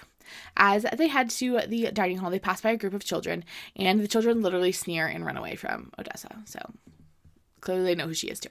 After breakfast, they do head to the library, but before they do, Tilia hears a pony rider. And we learn that the pony riders are essentially like the mail service here in Turan because it is so big. They pick up and drop off letters from everyone. And so this pony rider is here to deliver some letters and pick up some other letters. And they're in the stables kind of interacting with this pony rider, and Odessa notes that a lot of horses are missing from the stables because a large group of people headed out to Elder, we're told. They talk with the pony rider, and Tilia kind of explains that it's an incredibly dangerous job because they travel so much of the time by themselves, and so they're highly at risk of being kind of intercepted by a monster. They plan to continue on to the library after they send the rider off, but then the guardian finds her and he's like, I actually need to talk to you. It is time for more training with the guardian. He comments that she especially needs to work on her stamina, and he says, we're going to be training for 3 hours every day. She's like, that's the longest time. He grabbed the knives from her room, and she's a little annoyed that he went in there without her. And the guardian says, by the way, you didn't even make your bed. You should be making your bed every morning, not leaving it for your ladies' maids. They're going to be expected to contribute to more in Trial than simply serving you, your highness. Also, she could just like not make her bed. Like, I don't know why he's being so upset about this. They train for like a little bit, and then they take a break to get some water, and they start chatting about his childhood. And Odessa is like, oh, you must have been like the perfect angel child as a kid. And he was like, no, I was literally a terror. I like never followed the rules. And she asks about these leather cuffs that he wears. He has them on his arm, and they're clearly like engraved with something. And the guardian explains that the engravings are each for the lives that he has taken, so he never forgets. And then she asks if that is a tradition for all Turian warriors, and he says yes for some, but don't worry about it right now. You'll learn about all of our traditions in time. The next morning, we're training with the guardian again, and she's in a bad mood. Odessa's in a bad mood this morning because she fell off the rope ladder this morning when she was coming down to meet everyone and got the wind knocked out of her. And the chapter opens with the guardian also like elbowing her in the stomach and knocking the wind out of her again. And then when she like gets up from the ground after falling down, he's literally gone. Like, she's like, hello, where's everyone? She starts looking for him everywhere, calling out the guardian, and she's like, again, the guardian cannot be his real name. Like, no one names their kid the guardian. And after looking for him for a few minutes and cannot find him, and is like, okay, well, I guess we're done with training then. And so she heads back to her room to change and then to explore on her own. But this is because like this has been the first time that she has been left alone since they've arrived in Trial. And she hasn't seen Brielle and Jocelyn since she arrived, so she's hoping she could find them. On her way to the commons, she runs into a cranky lady named Mariette, and we learn Mariette is the caretaker in Trial, and she is annoyed at Odessa because Odessa introduced herself as Odessa, and when the woman calls her Odessa Wolf, Odessa's like, you can just call me Odessa, and Mariette is mad because like that is like not proper, right? Like, she should be taking on her surname that she's gotten from her husband. Odessa comes across another woman, Kathleen, who kind of like explains why Mariette was so upset. And Odessa's like, okay, sorry, I'll do better next time. And then she's like, I actually was hoping to find my ladies' maids. Do you know where there might be? And also then see the library. And Kathleen is like, oh my gosh, you're in such great luck. I'm actually the librarian. So they head over to the library. The library is essentially a closet off of the corner of the infirmary, just like a couple shelves. Odessa's chatting with Kathleen, and Kathleen explains that she has lived all over Turan. She was born in Paris and has been and spent many years in Alisaria. And Odessa is excited because this is the first time that someone has mentioned Alisaria unprompted. And so she's like, hoping she'll say more, but she doesn't really. And Kathleen's like, what kind of books do you want? And Odessa says anything, but really secretly she's like hoping for a map. A map would be so incredibly helpful for her to get a information to pass back to her father. Kathleen explains that she's hoping to gather, like the main goal of the library here is to gather anything that could be useful to help the children learn how to read and write, since there's no school in Triel. But she helps Odessa grab a bunch of books about Tura. She grabs a bunch on like the history and the like culture of Tura, one on monsters, and then out of curiosity it grabs a book about Quentis. And this is a book called A Year in Quentis by Samuel Hay. And the first line is this: traitors, liars, thieves. I spent a year in Quentis, and I can say with absolute certainty they are despicable people. And she's like, oh my God, this is so rude, offensive, but she's curious. You know, she wants to know what this guy is saying about Quentis that hates it so much. And so she adds that book to her stack and kind of confirms with Kathleen that she can take all of them. And Kathleen is like, yeah, of course, that's literally why I brought you here. That's how libraries work. And so then Odessa heads back to her treehouse with her little stack of books. And on her way, she runs into Brielle. And Brielle explains that her and Jocelyn have been separated. Brielle is staying with Mariette, and she is not having a nice time. Mariette is a cranky lady, and Brielle is not enjoying living with her. And Odessa's like, you know what? Let me ask Xavier as soon as he gets here if he can have you moved. And Brielle is like, okay, thank you. He's like, I brought you breakfast. I waited for you in the dining hall, but when you didn't show up, I just like had them make a plate and I brought it here. Odessa's like, oh my gosh, I feel so bad. Come on up to the treehouse. And Brielle's like, okay, but I can't stay long. I have to go do laundry. Like, I have work to do in Triel. But she does come up briefly, and Odessa confirms that like she's getting time to rest too. And although like Mariette is cranky, like it's not like Brielle is being harmed in any way or treated like cruelly. She just is feeling like quite homesick and isolated, and Mariette is cranky. Brielle's like, I'll bring you dinner when the time comes, but she has to head out to do laundry. Odessa spends the rest of the day in her room reading her books, saving the book by Samuel Hay about Quentis for last. And she says this about the book. In this book, he called my country a land for thieves and traitors. He said Rosla was nothing more than a cesspool of immorality, and he speculated that my father was a murderer, that the Gold King was behind more than one assassination attempt, including the death of the Queen, my mother. Which is like an interesting theory. Obviously, like I am pricking my ears up to this because like why would this be mentioned if it wasn't important? But Odessa is like, no, this is obviously a lie. My father loved my mother so much. Like that was a marriage of love. And she falls asleep and she dreams of the Grizzer ripping someone's throat out, and she wakes up screaming. And then she hears a noise outside. She goes out onto her balcony. Her rope ladder is gone, just like it is every night, and a lion wick is scratching at the trunk of her tree. She's freaking out because like a monster is afoot. And we learned that the lion wicks are like mountain lions, but they're like larger and they have like barbed tails. The guardian comes out on his balcony and he like tells her to like be quiet, and Odessa is like, kill it, and the guardian is like, you kill it. So she goes back inside, and she's still kind of freaked out though, and she hopes her skylight is strong enough to keep out a lion wick if it comes down to it. The next morning, Tilia is waiting for her at the bottom of the tree because the guardian is gone, and he's gonna have Tilia trade with her today. Tilia explains that they trapped and released the lion wick, and she tells Odessa not to worry about it because they aren't normally aggressive, and lion wicks are important to the balance of this region. Odessa's worried, but Tilia assures her that she is safe in the treehouse. That's why they have these treehouses in Triel. Tilia goes on to explain that they do kill grizzers and barrow wolves and anything feral. They train for a few hours together, and Tilia notes that Odessa is definitely getting better. Odessa says, have you heard anything about Xavier? Is he coming back from me? And Tilia says, I don't know, I'm sorry. The last I heard, he was traveling from Paris to Elder. Tilia sends her on her way after her training session, promising that she'll train her again tomorrow. And Odessa needs to re-dye her hair. She's going really quickly through all of her hair dye that her mother sent her with because she's sweating so much. And again, she's just like dripping brown every time water touches her in any capacity. Odessa is headed back to the commons when the guardian comes barreling through the center of the town on this black horse. He doesn't stop at all. And then Tilia comes up to her and she's like, actually, can you like stay here? Don't move. And then a group of 50 or so men emerge from the forest. It is a group of the king's soldiers. And King Ramses himself is leading the group. Odessa immediately is confused on why they don't want her to meet the king. Tilia is the one who greets him. She bows and kisses his ring, and then Kathleen comes up behind Odessa, and Odessa is like contemplating leaving. She's like, it is silly for me to be hiding here. Like, I understand Xavier's not here to introduce me, but like, I'm gonna be like the queen of Tura. Like, I should meet the king. And Kathleen is like, don't. And so Odessa listens to her. The soldiers then kind of like fan out and they start going through every building in Trio and they grab every book they can find and they throw it in a big pile in the center of town. And Odessa's like, what are they doing? And Kathleen doesn't answer, but she can tell just by the way Kathleen's face kind of like has fallen that they're going to destroy these books, which I guess like what else would they be doing with putting them in a pile in the middle of town? And Odessa watches as they burn all of the books. And then the king leaves. Like the king is only there for a few moments. He like burns the books, pieces out. Kathleen is crying because like her whole library is gone. Odessa heads back to her room and it's clear that the soldiers have been through it and kind of ransacked it. They've broken all the jars of hair dye that she had left.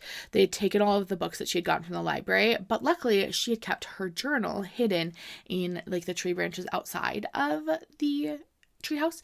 And so that was left. So that wasn't ruined. The guardian sees her grabbing it and he says, "Clever, my queen." The next week passes without incident. She continues training daily with Tilia, and then she'll go back to her room in the afternoon to sketch. And she's taught herself to whistle and kind of to start to understand the whistling patterns of the lookout. In the afternoons, she also practices riding Freya, her horse. She's also continuing to ask about Alisaria. She talks about how the previous day she'd gone up to one of the pony riders who had come into town and asked him about Alisaria, and he had just thrown the post at her feet and like rode quickly away. Like clearly people do not want to talk about it. I don't know why she continues to ask about it when it is evoking such like bad results, but keep going, girl. That night she has dinner with Brielle and Jocelyn, and she hasn't seen the guardian since the king's visit.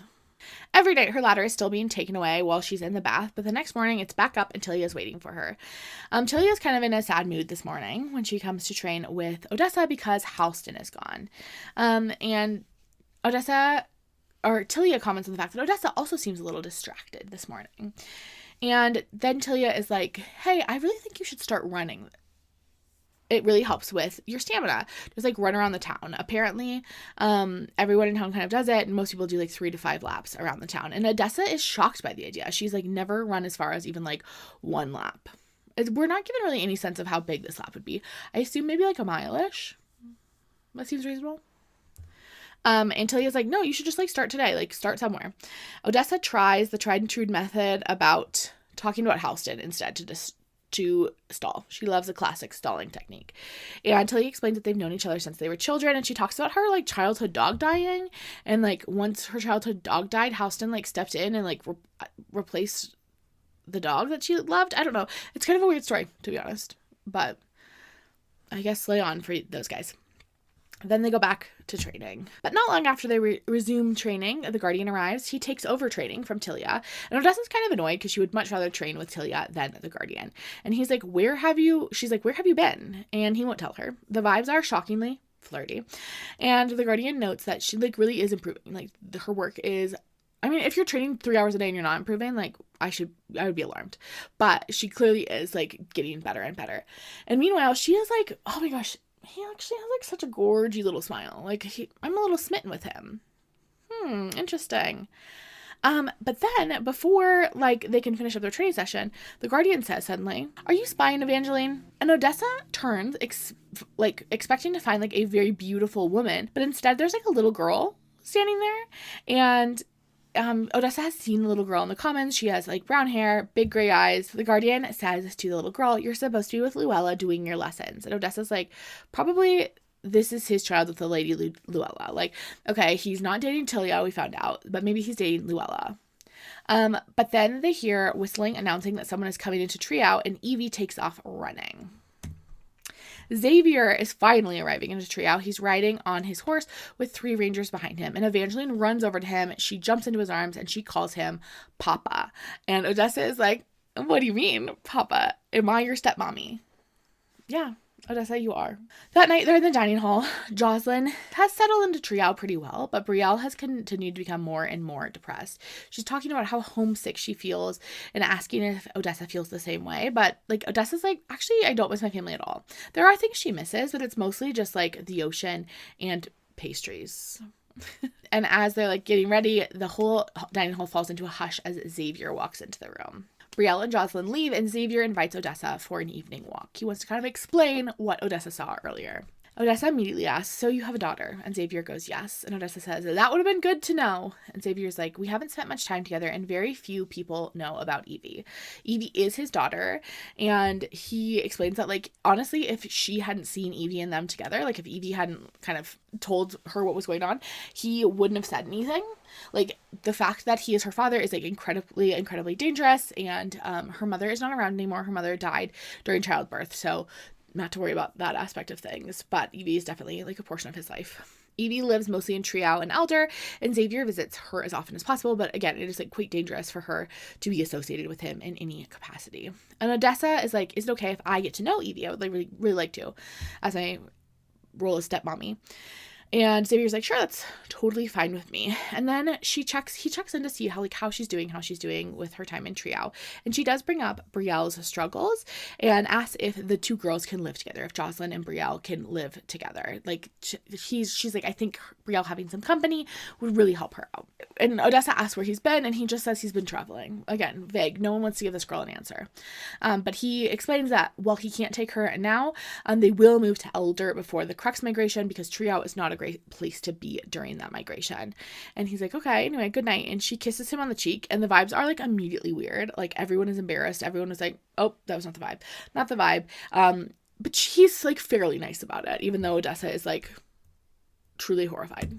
She heads back to her treehouse, and who should be inside when she walks inside but the Guardian. He's hanging out in her bed, and he goes, late night, my queen? And Odessa is, like, annoyed with him, as we all would be. I would assume, like, that's annoying.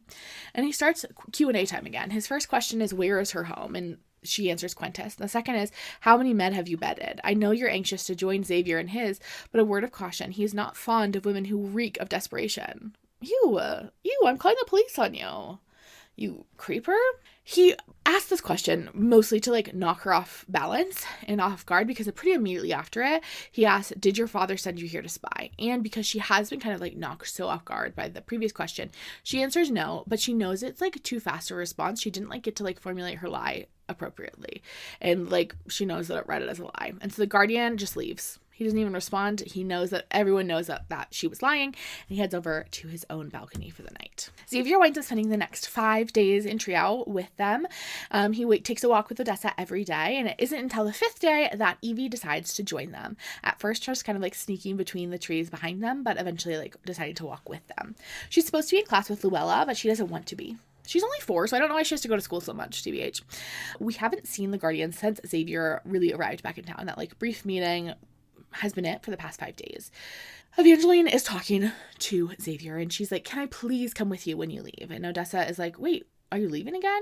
But before Xavier can answer, who should appear but the Guardian? And Xavier asks the Guardian, how did it go? And Odessa doesn't know what that means. Luckily, Evie whispers in her ear what's happening. Evie explains he goes to fight the monsters, the bad ones. And Odessa's like, the Grizzers and the Lionwicks? And Evie says, no, the sick ones. Some sickness is happening. But before Evie can explain, Luella comes to collect her for school. And she is essentially just, like, Evie's nanny and tutor. And Xavier's like, okay, I actually have to go. I'm gonna have to cut our walk short. I'm so sorry. And she looks at the Guardian, and he looks worried. And she knows something has gone wrong. That's why the boys have to go. Odessa heads back into town and finds Brielle and Jocelyn hanging laundry, and she asks if they've heard anything about the sick monsters, but they haven't really. People are much more willing to talk around Brielle and Jocelyn than they are to talk around Odessa. There's, like, a campfire every night, and Odessa is never invited, but Brielle and Jocelyn often are, or can float around the perimeter and kind of pick up little bits of gossip. And during one of those nights, Brielle explains that she had overheard some men talking at the campfire the other night about how a few men had gone missing from Trial. Interesting. And Jocelyn had heard that the king is recruiting for his militia. So there's some talk that, like, maybe they went and joined up with his militia, but no one really knows what happened to these men. There's nothing spoken about Alisaria. And Odessa's beginning to think that maybe the capital doesn't exist at all, because, like, no one ever talks about it. No one seems to ever be, like, going there, coming from there. Like, what's going on? So Odessa has decided, like, she needs to get out of Trial. She needs to, in order to get more information, she needs to leave the city limits. So she comes up with a little plan. We are in her, next we cut to Odessa in her room with Brielle. Brielle is clearly very nervous about this plan because it involves Odessa leaving kind of unprotected out of the city. Brielle goes, what if you get eaten by a lionwick or a bear wolf? And Odessa says, then you will get to go home. And Brielle says, Highness, don't talk like that and don't do this. It's too risky. And Odessa says, I have to try. Odessa feels like the only way she can be free is if she does this for her father, because obviously that would end her marriage and she would get to go home and no longer be obligated to them. If she like just like flees and like runs away home, she knows her father will be pissed, and like that won't be freedom either. Also, she like clearly wants to prove that she is good enough to her father. She thinks her father like really is underestimating her, and to some extent she's underestimated herself as well, and she like wants to prove to everyone that she is like a capable spy girly. She's washed all the brown out of her hair, and everyone who might recognize her is gone. Tilia is gone, Xavier is gone, Evie is gone, Luella is gone, Kathleen is gone, the Guardian is gone. So like now is the perfect time to like put this plan into place. And she has red hair, and she's hoping that it'll be a distraction, I guess. I don't know. She ties all of her hair back, so I guess we actually can't see her hair. But Brielle is going to pretend that Odessa's ill with her monthly cycle as if anyone asks, and then pretend that she's like locked in her treehouse. Brielle doesn't really think this plan will work, but Odessa doesn't really care as long as she can get out. She just needs this to work for like a few hours while she like flees Triao, and then there really will be not much anyone can do. So Odessa is planning to ask the guy who has taken the supply wagon. It had stopped in town overnight and like to rest, and she knows he's leaving in the morning. So Brielle and Odessa head out to the supply wagon, essentially like switching places, pretending that Brielle is the like princess and that Odessa is her lady's maid, and that Odessa is being sent into town to pick up supplies for Brielle. And the writer says they won't be returning to Triel for 7 days. And Brielle says, oh, she requires passage only to Ashmore. She'll arrange for a ride back. And the writer says, what is it that you're needing? Why not request it from your shopkeeper? And Brielle says, well, that's my private business. The writer agrees, and Odessa climbs aboard. She's nervous as they reach the lookout towers with the guards, but they make it out of the city without any incident. And she's so excited that she's finally free. The journey takes most of the day, but they arrive just before nightfall in the city of Ashmore. And Odessa asks, how do the people of Ashmore keep the monsters out of their town? It's just like this town in the countryside. And the writer says, we don't, not anymore. And Odessa wants to ask more information, but he pretty immediately kicks her out of the wagon. He's like, we're in Ashmore. Bye. I told you I'd take you to town. Here you are. She's walking through town, kind of mostly just like looking around at this new place, when she hears a familiar laugh. Who should it be but the Guardian? He's like chilling outside a tavern, talking to a blonde woman.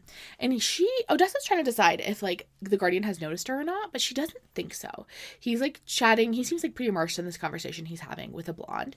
And Odessa is mostly trying to convince herself that she is not jealous of this blonde woman. She's just like annoyed that he is here in town. She is like, okay, well, I just have to avoid him. Like, he just happens to be in town. So she goes into the inn, checks herself in, and requests a room, requests a dinner sent up to her, and she's like, I'll just hide out here until tomorrow, then I can like explore. Hopefully the Guardian will be gone by then.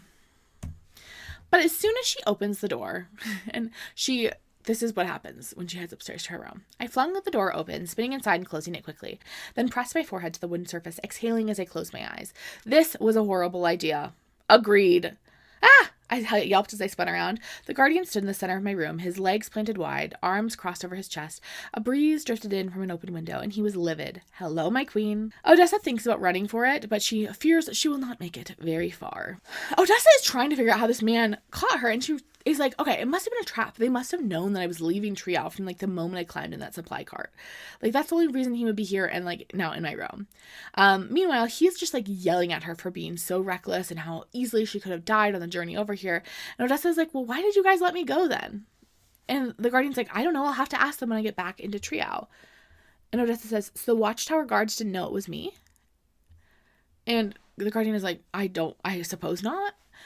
So apparently it was just bad luck. Like, he did happen to just be in like Ashmore for the day, and he happened to see her on the street, and he knew that there was only one inn in the town, and so it was pretty easy to figure out where she had gone. And he asks what the heck she's doing, and she's like, exploring my kingdom.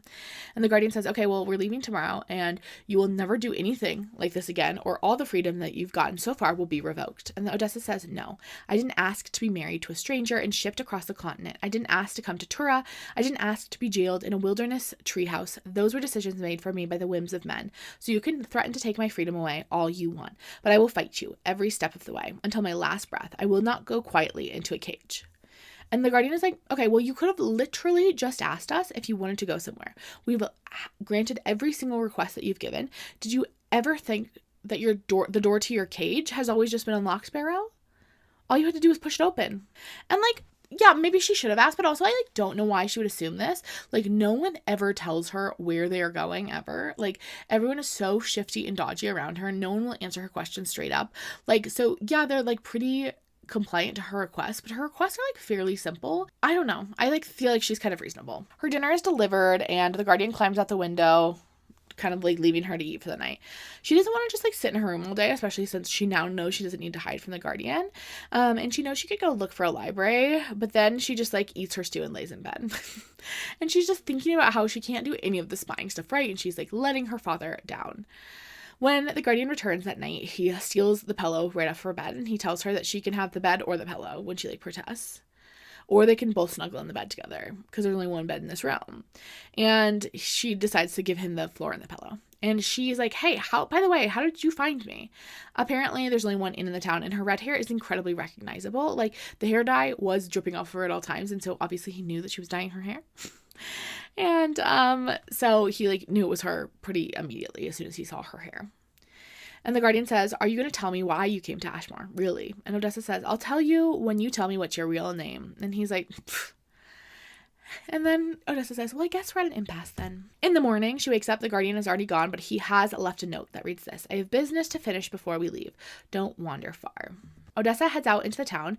Everyone in town is giving her the side eye. She's like, okay, everyone's so cranky around here. She really wants to find the library, but doesn't want to ask anyone. But she's able to find it herself pretty easily because it's been burnt to the ground. The bookshelves are just like covered in ash. The windows are blown out. Like, clearly they like literally lit all the books in fire in here. Rather than like moving them to the center of town like they did in Trial, they just burnt the library down here. Just then Kathleen appears. Speak of a library, and Kathleen will appear, and they discuss how Odessa is here. She kind of explains her story and how she like snuck out, and Kathleen is like, you really should listen to the Guardian. Like, he has sworn to protect you. He like really does have your best interest at heart. They continue walking, and Kathleen points out the entrance to the migration channels, which will serve the community of Ashmore during the Crux migration. Kathleen explains that she's in town visiting an old girlfriend. Unfortunately, it doesn't seem like things are going to work out between them, so she probably will be leaving soon. And then Odessa's like, so why is King Ramses going from town to town burning all the libraries down? I think that would have been a question I asked on day one, but I'm glad we're getting to it now. And Kathleen says, because Ramses has lost his goddamn mind. I wish I had a better explanation. And then Kathleen's like, why did you come into town, by the way? And Odessa says, I came for the library. I'm afraid I don't know much about Turan, not as much as I should. I really wasn't prepared to marry Xavier. And Kathleen goes, but you're the sparrow. And Odessa explains that like she wasn't intended to be the sparrow and how it was always supposed to be her sister. And then Odessa's like, hey, have been wondering, like, how are they keeping Ashmore safe from monsters? Again, it's just this like city kind of like in the open countryside. And Kathleen explains, most towns and cities in Turan are built against natural barriers. They're carved into our landscapes for protection. Elder is tucked against the mountains. Paris has the ocean at its back. And as you've seen, Trial is sheltered within the trees. Ashmore isn't, but it's a necessary location between cities. They kind of use it as a like stopover for the like longer distance of traveling. So that's why that village is there. They used to have military. They used to have people sent from the king's army to patrol the perimeters of the city, but the king has had to cut those. That does not happen anymore. And so the village has tried to fill in the gaps, keeping people on lookout regularly. But of course, these townspeople have like lives and jobs that they need to tend to. So this is like a very taxing thing to expect the community to do with their own people. The king wants all the people to move to the cities for the Crux migration, and he's kind of encouraging that by taking away protections for them. And Odessa says, does he want to move them to the cities to be safe or to be watched? And Kathleen is like, that's the right question. But before they can really delve into this conversation, the warning bells start going off. Kathleen starts running back to the inn with Odessa. And Odessa starts to hear the like clicking sound of the werewolves. People are screaming all over the city. They're almost to the inn. They're just like a few buildings away when a werewolf emerges onto the street. It's a big, mean-looking wolf with like armadillo-like scales along its body. It spots a woman who is trying to also reach the inn, and Odessa knows that it will reach the woman before she can make it inside if she doesn't do anything. And she can't just like stand by and let this woman be gobbled up. So when she makes sure Caitlin is like a good distance away from her to not put Caitlin at risk, she whistles. And that draws the werewolf's attention, and it's enough for that woman to get pulled inside of the building. Unfortunately, now the bear wolf is coming for her. And even more unfortunately, now there's another bear wolf on the street, and this bear wolf only has one eye, and it does seem extra mean. Okay, the one-eyed bear wolf is important. He has an eye patch here, obviously. And they're sprinting for the tavern now because they're closer to the tavern than the inn. And who should appear but our guy, the Guardian. The Guardian is fighting off like both bear wolves and shouting at Odessa to run. They make it to the tavern, but the door is locked. They're like pounding on the door. They're like hoping someone's inside to let them in, because otherwise they're like screwed. Things are looking rough for the Guardian and the bear wolves. Like, he's fighting off two of them. He's like doing okay, but like it is close. It is like treacherous. It seems like the wolves are really working together to try to get the upper hand with the Guardian. And then 7 more bear wolves prowl onto the street. So a total of 9 bear wolves are here, which is really not good. Finally, the door to the tavern opens. Odessa and Kathleen are pulled inside by the blonde that she had seen yesterday chatting with the Guardian. They're hunkered down inside, hiding from like the windows, but Odessa just can't hide while like the Guardian fights off 9 bear wolves. She's like, there's just like, even with all of his extra strength or whatever, there's just like no way that he could do this all by himself. Luckily, the tavern keeps a crossbow mounted on the wall. Seems like kind of treacherous room decor if you are a place that like mostly houses a lot of drunk people, but like whatever. There's a bear wolf. She peeks out the window. There's a bear wolf just on the other side of the glass, like literally fogging up the glass. That's how close it is.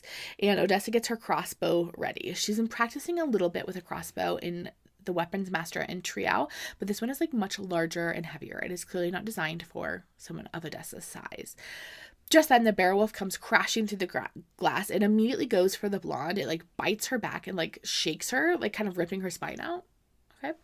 Odessa is able to shoot the bear wolf. It injures him pretty badly, but he's not dead. So now the girlies are running through the tavern, being chased by this bear wolf. They go upstairs into an apartment, which is pretty obviously the blonde woman's apartment. Odessa's feeling pretty bad about leaving the blonde woman downstairs. It's unclear if she was dead or dying. Like, things were not good for her. Like I said, her spine, I do think, left her body, which is not recommended by anyone.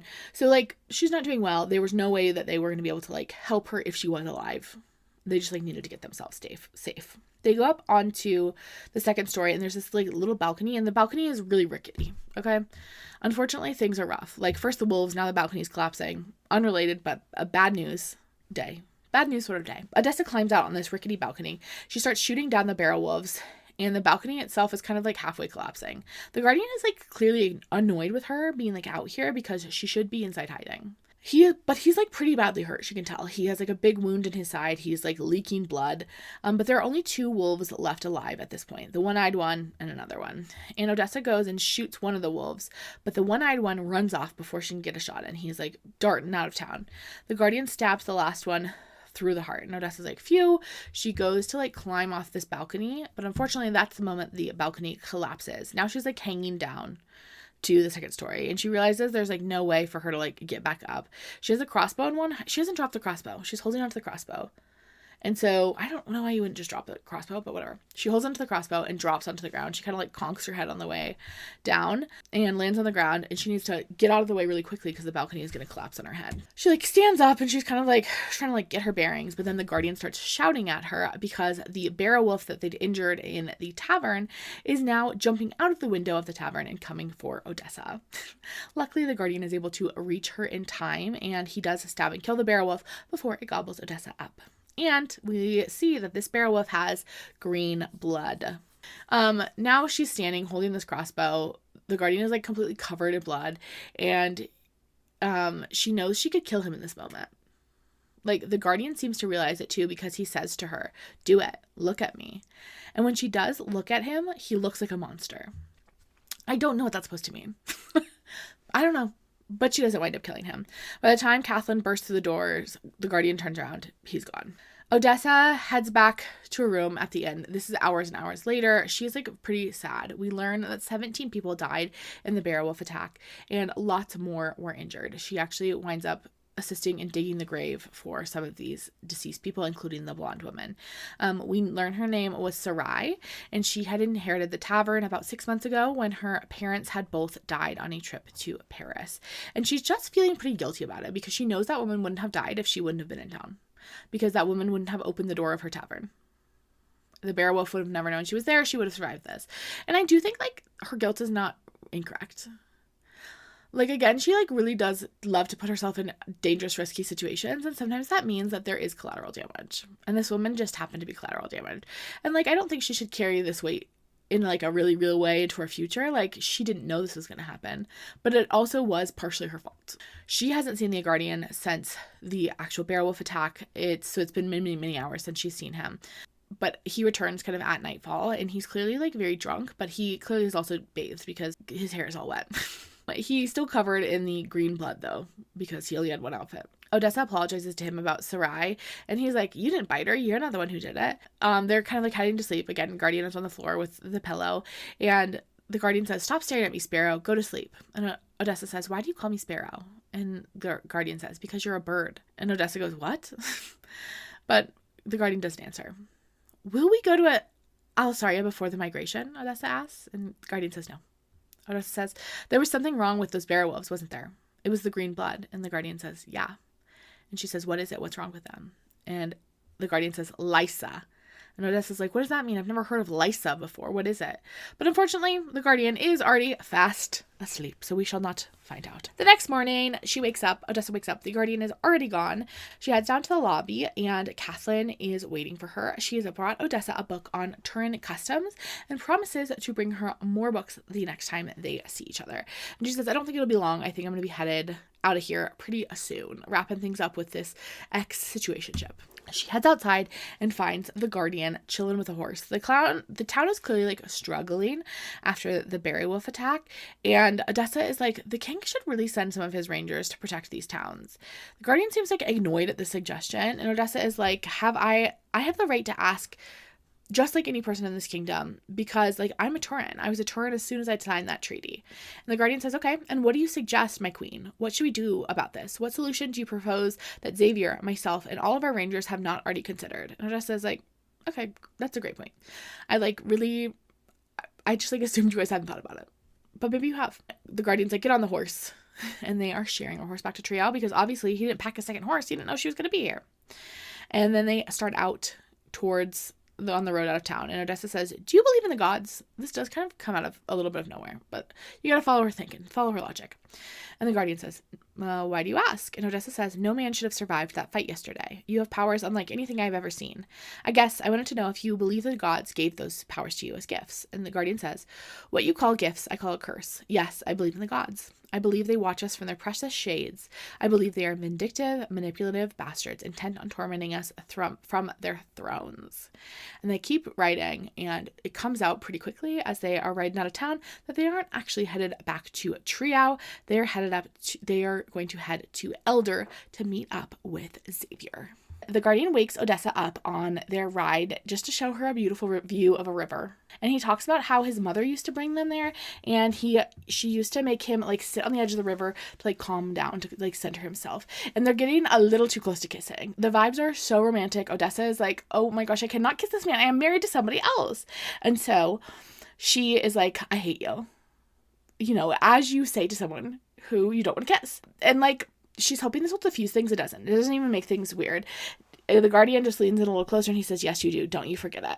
And they don't speak again until they reach Elder. They arrive at Elder. It was, like, a rough day of riding. They had to spend the night outside. Odessa is cold and tired and wet. Part of her isn't happy that the ride is over. Like, she thinks she should be, like, relieved to be finally done with this, but, like, she kind of liked being that close to the Guardian this whole time. As soon as they come through the gates, the whole town starts whispering about the Guardian being there. Clearly, he's, like, very famous here, and part of the, like, conversation that's happening is also, like, who this mystery woman is that is with him. They drop the horses off at the stables, and then they start walking through the city. And there's all these big holes in the middle of the road that are, like, big enough, Odessa says, for, like, her to fit in. And she's like, what the heck are those? And the Guardian explains that they are big, giant holes where they put these spikes in. There are these spikes that they use for the crux migrations that essentially prevent the crux from landing in the road. And they don't keep the spikes up all the time. They just install them when the crux migration happens. And then they arrive at this door, and it's inlaid with the Turan emblem, which is a wolf. And we find out this is Xavier's house, obviously, because it's got the royal emblem on it. She expects to find Xavier inside, therefore. But instead, the Guardian takes her upstairs to her bedroom.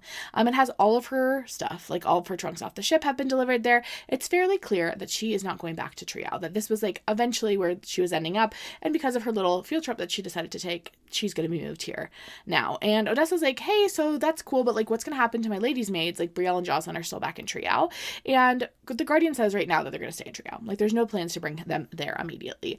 And then he's like, why don't you get some rest? Like, I know it's been a couple long traveling days.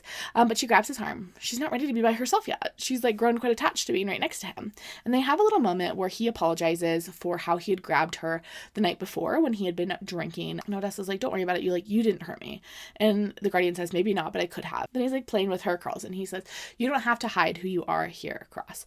Not here. Because there are a couple jars of hair dye that have come with her trunks. And he's like, don't worry about dyeing your hair again. You can be a redheaded lady here in Elder. And then the Guardian leaves her, and she takes the hair dye that she has and she dumps it out the window.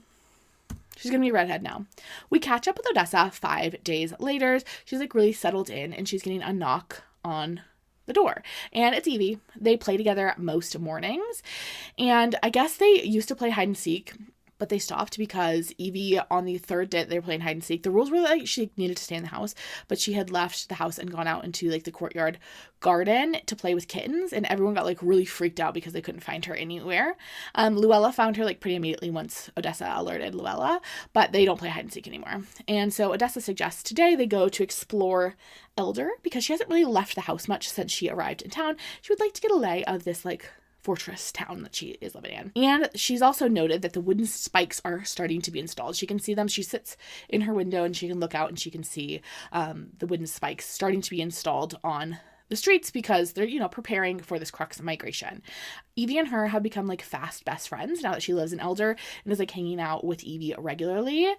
Xavier left not long after Odessa was like arrived in town. And so Evie has been like happy to have someone else to hang out with. And Odessa's like, should we tell Luella we're exploring? And Evie's like, no, she's not here. She made me promise to stay with you until she returns from the dungeons. And Odessa's like, dungeons? I'm like, curious about this, obviously. She can't imagine why they would need dungeons in the city. And Evie's like, we should probably go there, actually. That'd be a good place to explore in our explorations of Elder. And Odessa's like, that kind of seems like not the place you bring a 4-year-old. But Evie's like, well, actually, the dungeons are like really cool. They have all these books and scrolls and weird stuff. Luella calls them trinkets. It's like full of books and trinkets. And Odessa's like, wait, there are books in the dungeon? And Evie's like, yeah, she doesn't know that I know about the books, but I do. Evie is the best little spy. And Odessa is like, okay, let's go. They head out onto the street. Evie's like darting around, and Odessa is thinking about Evie's eyes. Evie does not have the green starburst of Turan. She has blue starbursts in her eyes, which means she was not born on Turan soil. And she thinks, like, why would Xavier, a crown prince, not ensure that his child was born on Turan soil so she'd have green starbursts? Maybe her mother had insisted she was born in Ozarth, which is another one of the countries in Colandria. Evie, like, holds her hands and, like, leads her through the city. They walk towards, like, the mountain side of the city. The city's kind of, like, built into the mountain as, like, a natural protection. And then it starts, like, walking them along these, like, cliffs. They stop at this little opening in the rocks that would be, like, super easy to miss. The dungeons are actually, like, a cave that is, like, carved into the mountainside. They head into the caves. It's getting darker and darker. Odessa suggests, like, maybe we leave. Maybe this is, like, not what we should be doing. But Evie's like, no, we keep going. Evie explains that there are no prisoners left in this dungeon. That's like kind of an old relic. There's, like, a jail that has been built on the other side of town where they keep the bad guys. This is just the old dungeons. And it's now just become Luella's spot where she hides her books. They reach the books. There are no shelves. They're just, like, stacked in a pile on the floor. And in the next cell over is a cart that has a collection of scrolls on them. They're fairly quickly surprised by someone coming up behind them. It's Luella. Luella is like, hey, what the heck are you guys doing here? I thought you guys were going to play hide and seek. And Odessa's like, it's my fault. I wanted to explore Elder, and Evie brought me here. And Luella's like, you're not in trouble, but Evie, you can't come here without an adult. And Evie's like, I literally brought an adult with me. I don't know why you guys are being weird. Kathleen arrives to the secret dungeons, like, shortly after. Like, everyone's just meeting up in the dungeons. This is the first time Luella and Catelyn have seen each other since Catelyn has like arrived in town. So Catelyn must have left Ashmore and she just arrived into town. And apparently this is where she came to look for Luella. Like these secret dungeons don't seem so secret. And Catelyn asks if Odessa has read the book she gave her in Ashmore. And Odessa did. It was super helpful. She learned a few of the customs. She had already learned some of the customs as she's kind of like spent some time in a tree out, but like most of it was brand new information to her. And Catelyn then starts like digging through the pile of books and pulls a few more titles for Odessa. She gives her another history book, another book on the animals and monsters of Turan, and then also a book on the Crux migration. And then the final book she gives her is a book full of myths and legends. And Catelyn kind of recounts her favorite. She says, Sora was gone for 100 years, but when she returned to Colandria, she brought with her creatures and animals our realm had never seen. Some believe that's where our monsters came from. Not the gods, but a god we've never known. A god more powerful than any other. It always made me wonder, what other stories are out there? What if some are true? What if we burned too many books? Catelyn's like, Sora's story is my favorite, and like eventually the king is going to discover this stash of books and he is going to burn them. And so it like feels really urgent to like get as many people as possible to like absorb and like know this story. And then Odessa again asks like why the king is burning books. She could not get a straight answer about this. But before Catelyn can answer, Luella interrupts and is like, hey, can you go ahead and take Evie home? She is like loaded her pockets with trinkets, and I'm afraid if she stays any longer, we're not going to be able to carry it all back. Like, get out of there. Kind of mostly like, I think Luella's like, get the heck out. Odessa goes to find Evie, and she's just hiding just out of sight, and she shushes Odessa. She like holds a finger up to her mouth, and they hide just around the corner to eavesdrop on Luella and Catelyn. And Luella is accusing Catelyn of like being up to something with the books that she's giving Odessa. And Luella says to her, she's the last person who should be here. I should have known Evie would follow me, that girl. And Catelyn says, she's too much like her mother.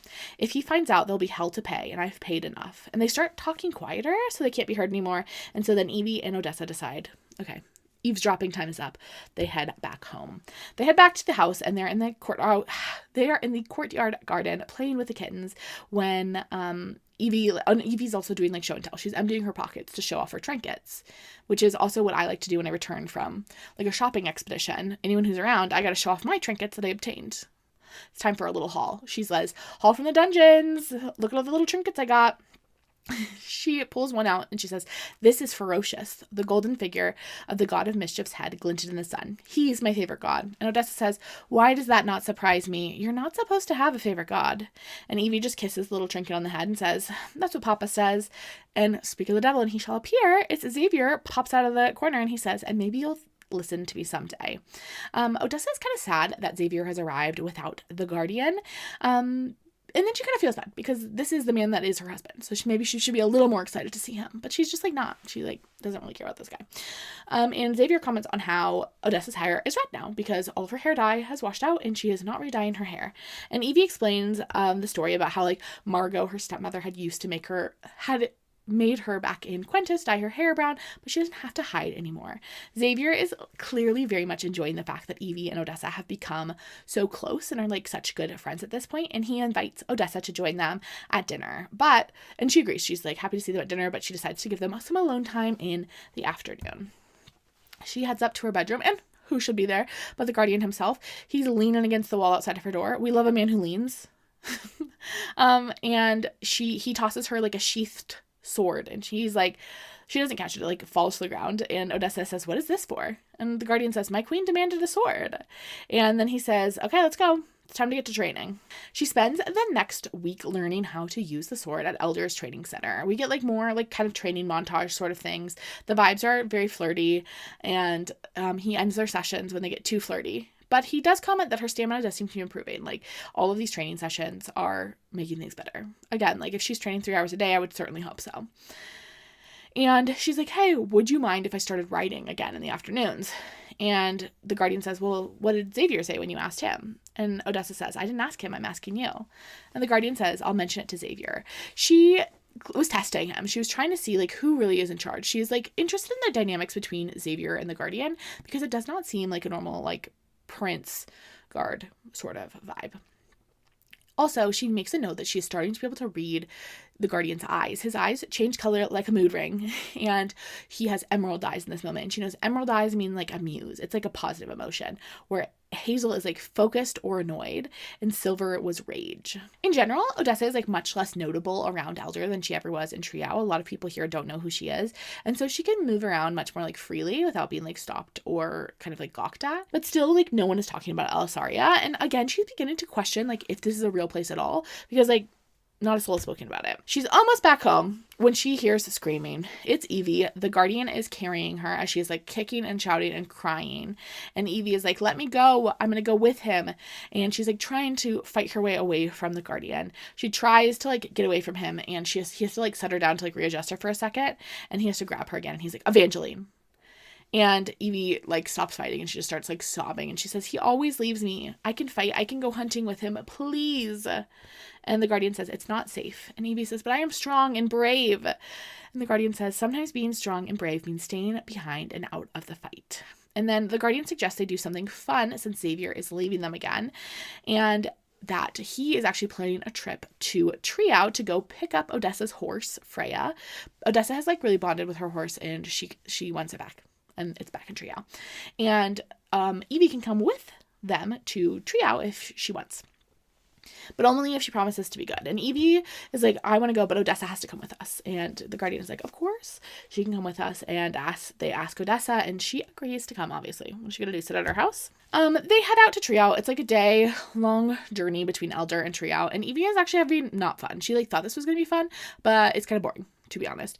She wants to name the Guardian's horse, but he's like, it already has a name. It's Orinda, which is one of the twin moons. Apparently there are 2 moons? I'm a little confused by this. Are they on another planet then? When we start to get weird astronomy in a fantasy book, I do start to go, I'm sorry, are we on a different planet? Because like, I don't know. That like, I'm like, I don't know where we are. Is the gravity the same? Do the oceans move hecka weird because there's 2 moons? I like start to have too many questions. And then we get the story of the twin moons. According to legend, Amma and Oda had crafted a sky for a single moon, but 2 would be too heavy and pull up the 6's shades. But as with all of their creations, everything born from Amma and Oda was a twin. Not wanting to lose her sister, Orinda cut away her own flesh, a crater in her heart. She sent the crater away to the stars and shades, not so far that it vanished, but far enough that Aurelia could remain at her side for all eternity. And then the crater was Colandria. So they're born, like the creation story of Colandria is that they were born from the moon Orinda's heart. There's like a big crater out of one of the moons, and they like legend is that that is the ground that they live on. Okay? I don't know. I feel like this might be important. This is why I'm telling you this. Anyway, this story kind of stirs up for Evie, the Voster priest, and she asks Odessa about her experience with the Voster priests.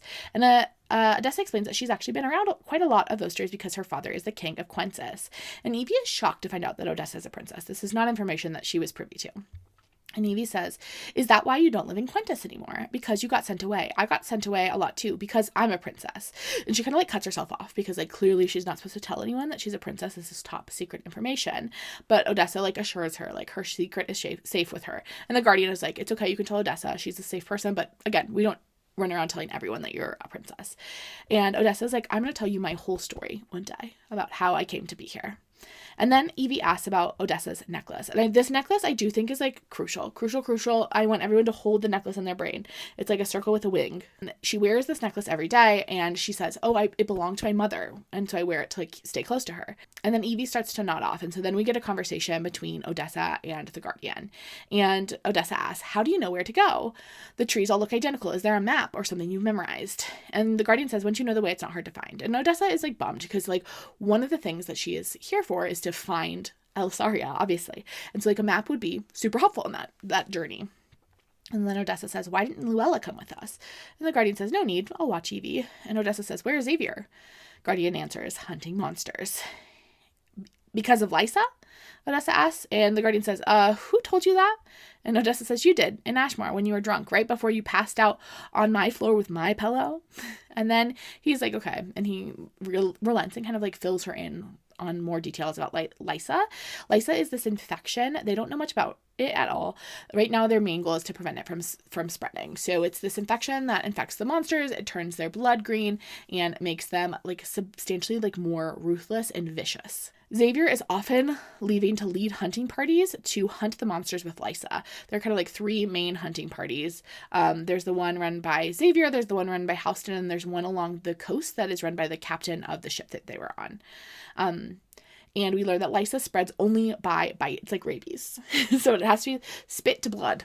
It only seems to affect monsters. No other creature has ever been bitten by something with Lysa and survive. And then Odessa asks, and people, what happens to people if they're bitten? I asked the question, but realized as the words tumbled off my tongue that I already had the answer. The Guardian. There was a vulnerability in his green eyes when he looked at me again. You have Lysa, I whispered. And then he removes that leather cuff that he wears all the time to reveal a barrow wolf bite on his arm. And he kind of goes on to explain that the plan is currently to kill every single monster on the planet that has Lysa. And that's how they're going to stop the infection. And to be honest, this doesn't seem like a great plan. Okay? I'm not an epidemiologist, personally. But like that seems like a tricky way to make sure it's all gone. But best wishes to you. Odessa realizes, though, that this must also include himself. Like, he also includes himself in this plan, that once he has kind of killed all the monsters, he plans to end his own life as well. And the Guardian says, just think of how happy your father will be when I am dead. You can even tell him you killed me, just like he asked, my queen, the assassin. And then Odessa asks how, like, the Lysa affects him, and he explains that it heightens his natural abilities, but it also makes him, like, more monstrous. Like, sometimes he really does lose himself to kind of these rages, and it's gotten harder and harder for him to, like, return to himself, to come back to himself. But he goes on to explain that they've encountered like several creatures with Lysa. It's why that Grizzard didn't fear the fires. It's why the Barrow Wolf pack in Ashmar was both so large and so cunning. But the Guardian's bite was what made them discover Lysa 4 years ago. He has no real idea where it comes from. Him and the Vosters have been working hard to try to like identify how it was created. They don't know where it came from. There is absolutely no cure. All they can do is like eliminate it to the best of their ability and like keep it from spreading.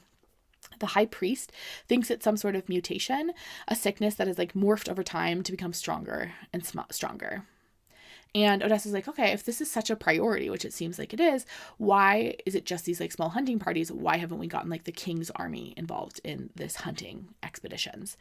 And the Guardian is like, well, we need warriors to guard the villages and towns, and there are only so many men that Xavier can spare to this. Like, all the rangers can't be on hunting. Like, we also do need people to protect these towns. His rangers are the best, so we've relied upon their strengths, sacrificing numbers for skills. Odessa's like, what about the king and his militia? And the Guardian says, not an option. But he's like, but we do need to kind of hurry. We need to take care of it ASAP because the Crux migration is coming, and the Crux are already so deadly without Lysa that if the Crux were to become infected with Lysa, that would be the end for them. There's no way they would be able to survive this. They don't know how far that Lysa has spread. They know it started in Turan, but they know that there has been some cases of Lysa in the neighboring country of Chrysith. It's also in the ocean, hence those marrow eels that they encountered on their journey back to Turan on the ship that had the green blood. So it definitely is spreading like quite rapidly. And Odessa says, if that other country could be infected, Lysa could find its way to Quintus. My father should know about this. You must tell him. You must send a warning. And the Guardian says, what makes you think that he doesn't already know? Every king in Colandrian knows of Lysa. They have simply decided it's Turan's problem to solve. And Odessa's like, they don't care? And the Guardian says, no, the Shield of Sparrows prevents war, my queen. It does not require allegiance. And Odessa says, what of your people? Do the Turans know about Lysa? And the Guardian says, no, not many. The king has decided it would cause too much panic. He doesn't believe the infected monsters are any more vicious than a monster without Lysa. And they're kind of like talking about the future spread of Lysa and why Odessa thinks the other kingdoms will start to care at some point. But before they can discuss further, they hear a scream. They're then like quickly approached by 2 rangers that tell them they were just attacked by a Tarkin. 5 people were already killed. They were in a much larger hunting party. Half the party headed to Triau to warn them, and it seems like the Tarkin followed that group. So now there's a Tarkin that is headed right towards Triau. The Guardian passes Evie over to Odessa, and the Guardian's like freaked out. He's like, you guys can't stay out here. Like, if the Tarkin doubles back, like, I don't want you out here by yourself. And he tells the soldiers to like flank her and make sure nothing reaches her horse. And then Odessa says, hold tight, little star. And they head to the outskirts of Triau. They get to like the first tree house they see in Triau, and the Guardian sends both Odessa and Evie up there, and then he takes off to head to like Triau to like get the Tarkin with the other soldiers. Evie is obviously like very freaked out by everything that has just happened, and Odessa is like trying to soothe her, but then she hears a roar, and it's a roar that is like far too close for comfort. Odessa brings Evie inside. They're both inside. Evie winds up climbing into the bed because she feels safest there, and Odessa winds up creeping out to the balcony, and she sees the Tarkin. The Tarkin is like just below them, like on the tree right underneath them. And it's essentially like a tiger that has scales. And Odessa is like, how did this Tarkin get over here? Like the Rangers just left. It would have had to like walk right by them to get to their treehouse. And then she's like, unless there are more than one Tarkin. And then she hears two children and she hears them like running and screaming. She waves them over to the ladder. She's trying to get them to climb up as fast as she can. The Tarkin is luckily gone for the moment. It had kind of moved on, but then the wind changes and the girl steps on a twig and she knows that like the Tarkin is going to come back. They've made too much noise and now the Tarkin's going to head their way. Odessa climbs down the ladder to help them up. The girl gets up first and Odessa is trying to climb with the boy like in her arms. Evie has climbed out onto the balcony and she helps the girl up. So the girl is up on the balcony as safe as well. Odessa is like literally halfway up this ladder when the Tarkin returns. It's jumping and lunging at them. Odessa's trying to climb faster as this like armored tiger keeps trying to like bite her. I don't actually think it's biting her. I think it's just like headbutting her and its scales are sharp. So it's like slicing up her legs. Evie starts like shouting for help, trying to get someone else to help them. And Odessa knows that they aren't going to be able to make it to the top. Like this Tarkin is hitting her too often for her to be able to like let go and keep climbing. But hopefully like someone will hear Evie shouting and get to them in time. The Tarkin is scooting back to take a running leap. And this time when the Tarkin crashes into them, the Tarkin hits them hard enough that the ladder comes crashing to the ground. Odessa lands under the boy, kind of breaking his fall, but like clearly she's like lying on the ground, all the breath knocked out of her. The Tarkin's gonna come and gobble them up. Luckily, the Guardian is here. He saves the day. Then the kid's mom runs up. She's like, oh my gosh, thank you for saving the kids. She's sobbing, thanking Odessa as the Guardian like helps Odessa get to her feet. The Tarkin is stabbed through and he is bleeding green blood. Odessa is like walking over to get a closer look when the Voster priest appears. The High Priest arrives, is taking a look at the Tarkin with the Guardian, and Tilia also arrives, having heard about the Tarkin attack. They need to get a ladder for the treehouse so that they can go get Evie. But Tilia, meanwhile, takes Odessa to the infirmary. She needs all of her like wounds tended to. Evie is being taken care of by like several soldiers. Evie will be fine while Odessa gets taken care of. They head to the infirmary and Odessa sleeps for like a little bit. And Tilia kind of explains what happened. She said all the children were playing in the commons when the alert sounded. The mother was working with Mariette. There were two Tarkins, a male and a female. The male cut off her path so she couldn't get back, and then they were separated from the others and they ran to hide. None of us knew that there was a female. We were all too busy attempting to corner the male. In total, 8 people in Trial were killed in the attack. The Tarkin came into town at full speed, like clearly intent on killing, like immediately heading to bite people. So the watchtowers just like did not have enough time to give people a proper warning. Both of the Tarkins had Lysa. And then Tilia's like, okay, you should rest up a little bit.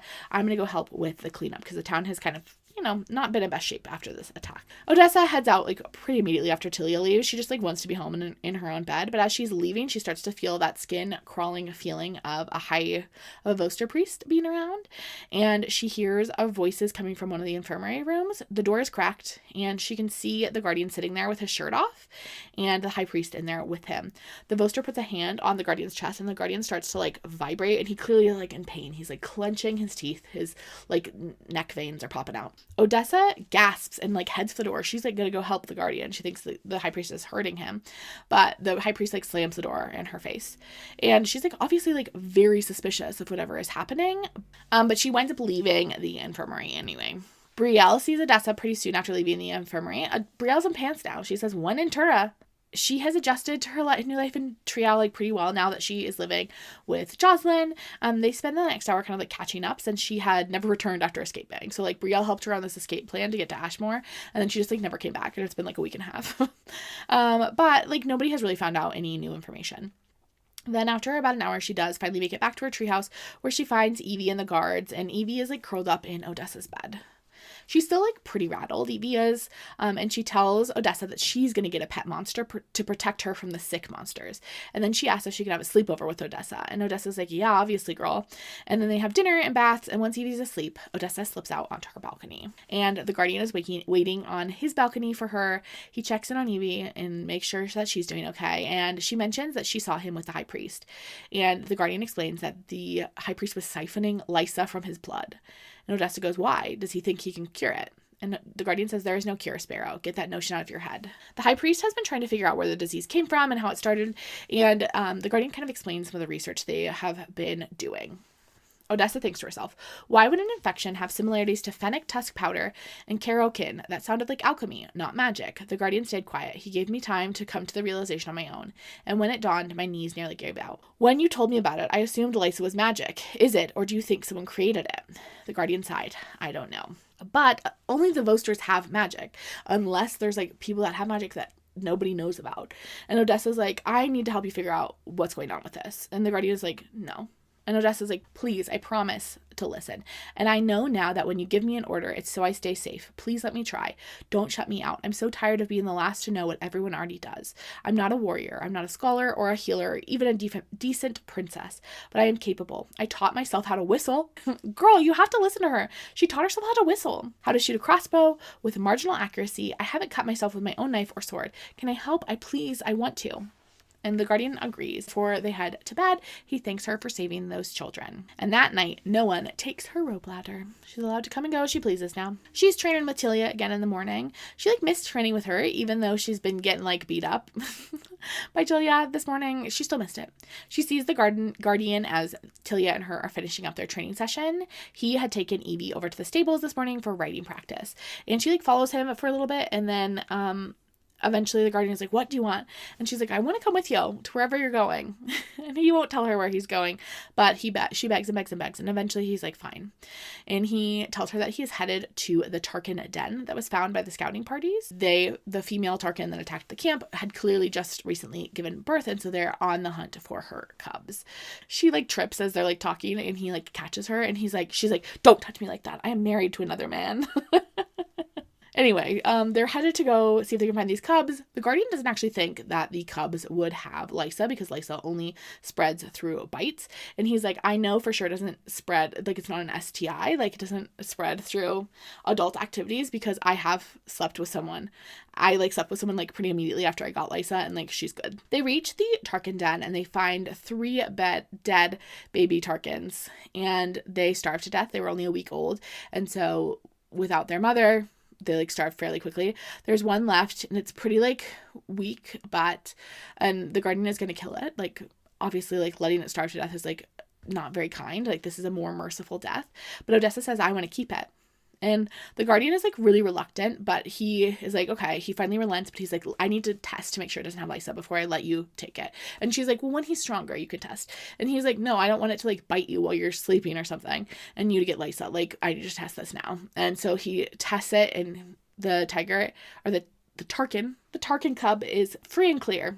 And then the guardian says, would you really kill it if it becomes necessary? And Odessa's yes, of course. She is this is my responsibility. If it becomes something that is going to pose a danger to anyone, I'll take care of it. And then the guardian says, would you kill me if it was necessary? And Odessa says, if I must. And the guardian makes her swear, and she promises. And then he tells her, you asked for my name. And Odessa says, you told me I had to earn it. And the guardian says, Ransom. My name is Ransom. And I do not love this name. It's not my favorite name. I do think, no offense if your name is also Ransom, but when I think Ransom, I do think ransom letter from my kidnapper. I did look it up to be maybe this has some meaning, and it does. It means wolf shield, which will become kind of relevant later. I do think he could have had a different name. Ransom. And then Xavier will call him Rance sometimes, which is just far too close for rancid for my personal taste. Back in Treeout, the little baby Tarkin is sleeping in a crate in Odessa's room, and he's crying, so she ends up bringing him to bed. Obviously, he doesn't want to be by himself. Cute little guy. Evie had seen him and had named him Phase, which is also a terrible name. Whatever, his name is Phase. He's a spoiled little guy already. Odessa has been feeding him goat's milk. He's already doing much better, getting stronger.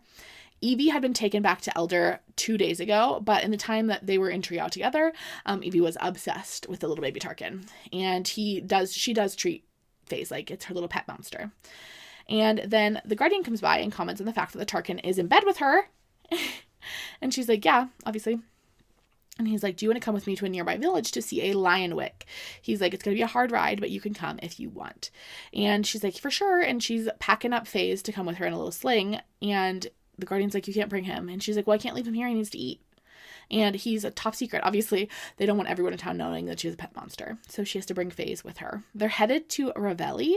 It's a research trip to kind of ask more questions about the lion wick and kind of what monsters in that area are doing. And they're chatting. And Odessa says, you made me swear to kill you. Who else has sworn that thou? And the Guardian says, I guess we should start calling him Ransom now. Ransom says, Tilia, Houston, all the rangers in his hunting party. They've all sworn to do what is necessary if I lose control.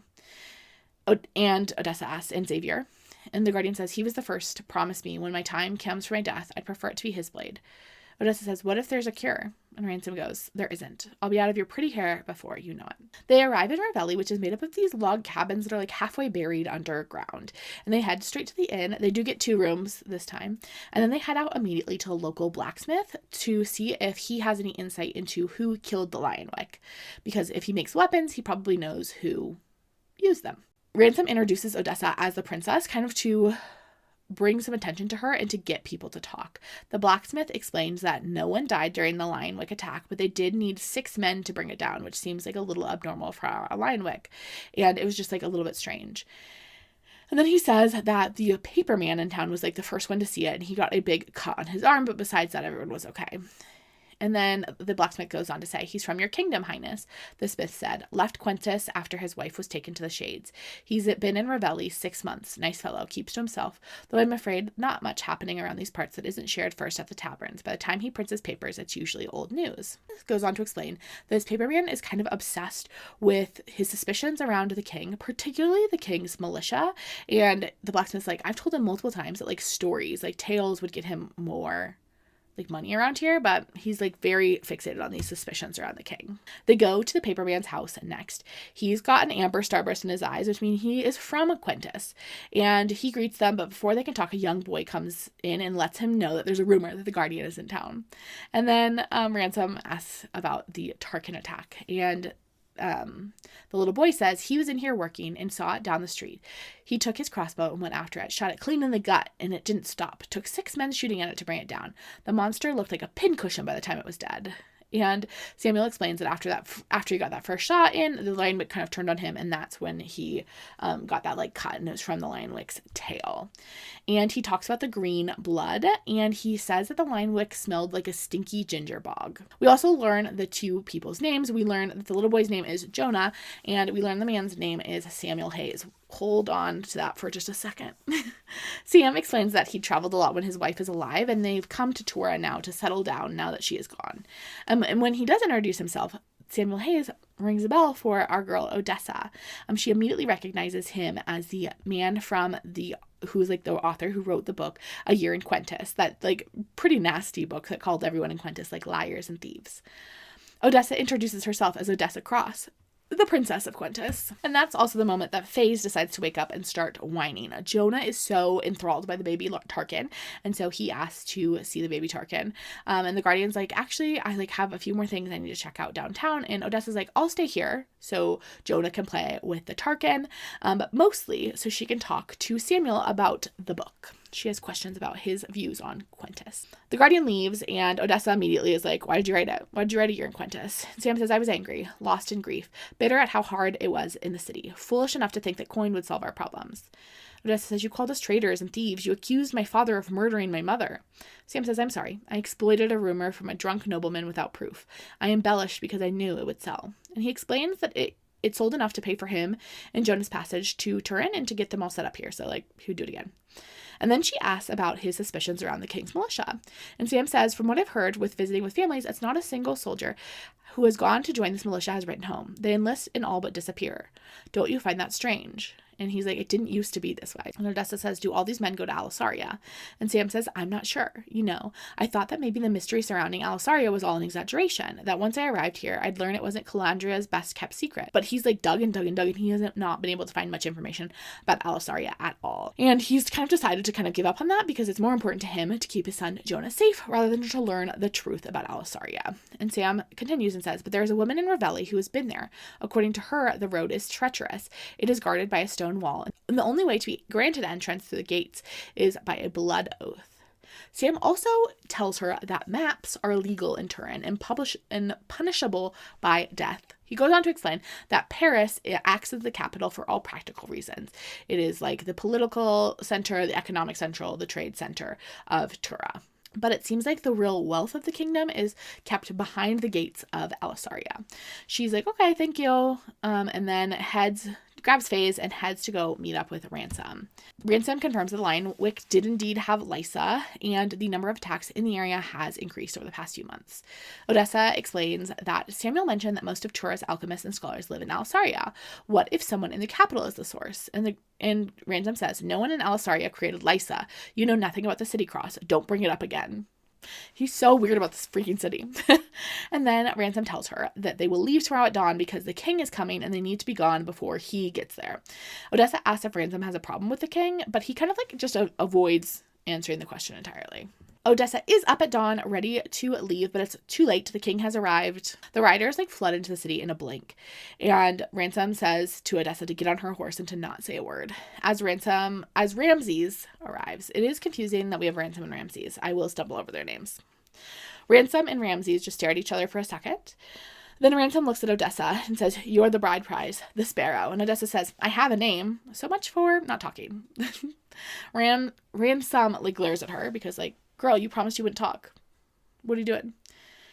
And then Ramses says she should be in Alisaria. And Ransom says not until she can be trusted. Odessa's feelings are hurt by this. But girl, like, read the room. Girl, read the room. Like, what do you want him to say? Like, "Oh my god, yeah, I'm gonna bring her right down." And Ransom says, "We have somewhere else to be. Was there anything else, Majesty?" And Ramses says, "Such pretty hair. No wonder you caught my son's eyes, Princess." That's kind of ew. I kind of don't love that. And then Odessa says, "Thank you, Majesty." Unfortunately, they do start immediately burning down Samuel Hayes' house because he has like books and papers and things. Jonah has made it outside already. He's clearly been sent outside first, but Samuel is still inside. Jonah is like screaming for his father. Odessa is like standing there with Samuel as Ransom runs in to rescue Samuel. Ransom does emerge from the house with Samuel and tells the soldiers like if they touch them, they'll die. And Ransom's quite intimidating, so no one messes with Samuel and Jonah, but their house is burning down. The people of Revelli are like working on putting that house fire out. Ransom kind of like leads them away from the king and his soldiers. But before they leave, Odessa turns to Ramses and says, "Coward." And Ramses says, "What did you call me, princess?" And Odessa says, "I called you a coward." Ramses says, "Watch yourself, girl. Your ignorance is showing." Odessa says, "As is your true nature. Only fools and liars burn books in people's homes." And Ramses says, "I was told the Gold King's eldest daughter was weak. I see my spies have been mistaken. There are many things happening in my kingdom, princess." Odessa, woof. What Turan needs are a few fires. And then Ramses turns to Ransom and says, "You have 1 more month. Do not make me come find you again." And as soon as they're like out of earshot of the king, Odessa's like, what does he mean by 1 more month? But Ransom is already gone. They wind up spending 1 more night in Revelli, kind of helping Sam and Jonah tie up any loose ends, salvage what they can from their house. And the next morning, the 4 of them lead headed for Elder. They stop for the night, and Odessa passes Faze to Jonah while she opens her journal. For weeks, she'd been creating a map. Now that she knew it was forbidden, she was like very grateful that she had been a little sneaky about this project. She thinks to herself, "It must have been the god of mischief's guidance that made me disguise my map. Rather than draw it on a single page, I'd use the edges and corners of many. They overlapped, fitting together like a puzzle." Instead of working on the map tonight, she is working on a sketch of Faze, and she talks to Samuel about how they were able to rescue a few belongings from the fire, but like honestly, we're just like really lucky that the guardian was there because otherwise Samuel would have died. And he's like, Samuel's just talking about how like special the guardian is. And then she's chatting with Ransom and she's like, "How did you get the nickname the Guardian?"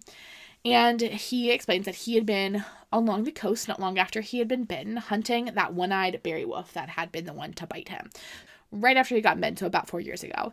And he explains that it was the same one-eyed berry wolf they'd seen in Ashmore. He'd stayed with a young woman who was renting out her home. A man was trying to take her and had already taken several other young girls and sell them. He like was human trafficking. The Guardian wound up killing him, and the girl's mother started calling him the Guardian, and the nickname traveled pretty quickly. And then we come to learn, then the Guardian tells us that the man who was kidnapping people was Banner's brother. So the reason he killed Banner's brother was because he was a really bad guy. He also tells her that the month that Ramsay was speaking of was how long the king is giving him before he is expected to show up in Alisaria. But Ransom has no plans to comply. He does not plan to go to Alisaria at this month mark at the current juncture. And as she's talking to him, she takes note of the leather cuff that he's always wearing that he said was like marked with his kills. And she notes that it's like marked in a way that makes her think that it might be a map. Like there are 9 markings marking like the berry wolf situation that we had earlier. She's a little suspicious of it. They arrive back at Elder that night. She wants to go say hi to Brielle and Jocelyn, who have been moved to Elder while she was at Ravioli, and just like make sure that they've settled in okay. Ransom tells her where they're staying, and then they separate, and he like says goodnight to her, and she heads over to Xavier's place. She walks into Xavier's like apartment and immediately is kind of like, oh, because there are like two men and a woman standing there like making out. And it takes her a second to realize it's Jocelyn, a shirtless Xavier, and then like a third guy. Jocelyn spots her first and yells out like highness, but Odessa like runs off. She's like sprinting for her bedroom because she just like found her lady's maid and her husband canoodling. And she has not canoodled with her husband. Kind of rude. She heads straight to her bedroom, but Ransom stops her before she can like lock herself inside. Xavier is also like running up the stairs following her.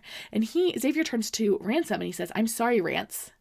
And Odessa gets in her room. She's crying. She's so upset that like Xavier would just like choose Jocelyn over her. She just like wanted to be someone's first choice. It is like very much less about the fact that like her husband has like cheated on her and more that like she is so unworthy.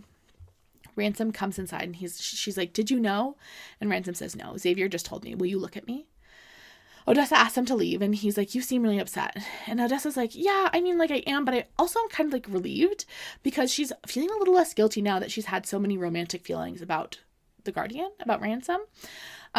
Because like clearly her husband's been having romantic feelings about other people." And Odessa says, "You are not mine to keep." Ransom says, "What if I was yours?" And Odessa says, "How? I signed my name in blood, remember?" And then Ransom says, "I saw you swimming in Roslo. I saw your red hair. I came to Quentis to sniff out the Gold King, figure out why he'd hired my warriors to kill a handful of marrow eels, when I know for damn sure his own soldiers could have done the job.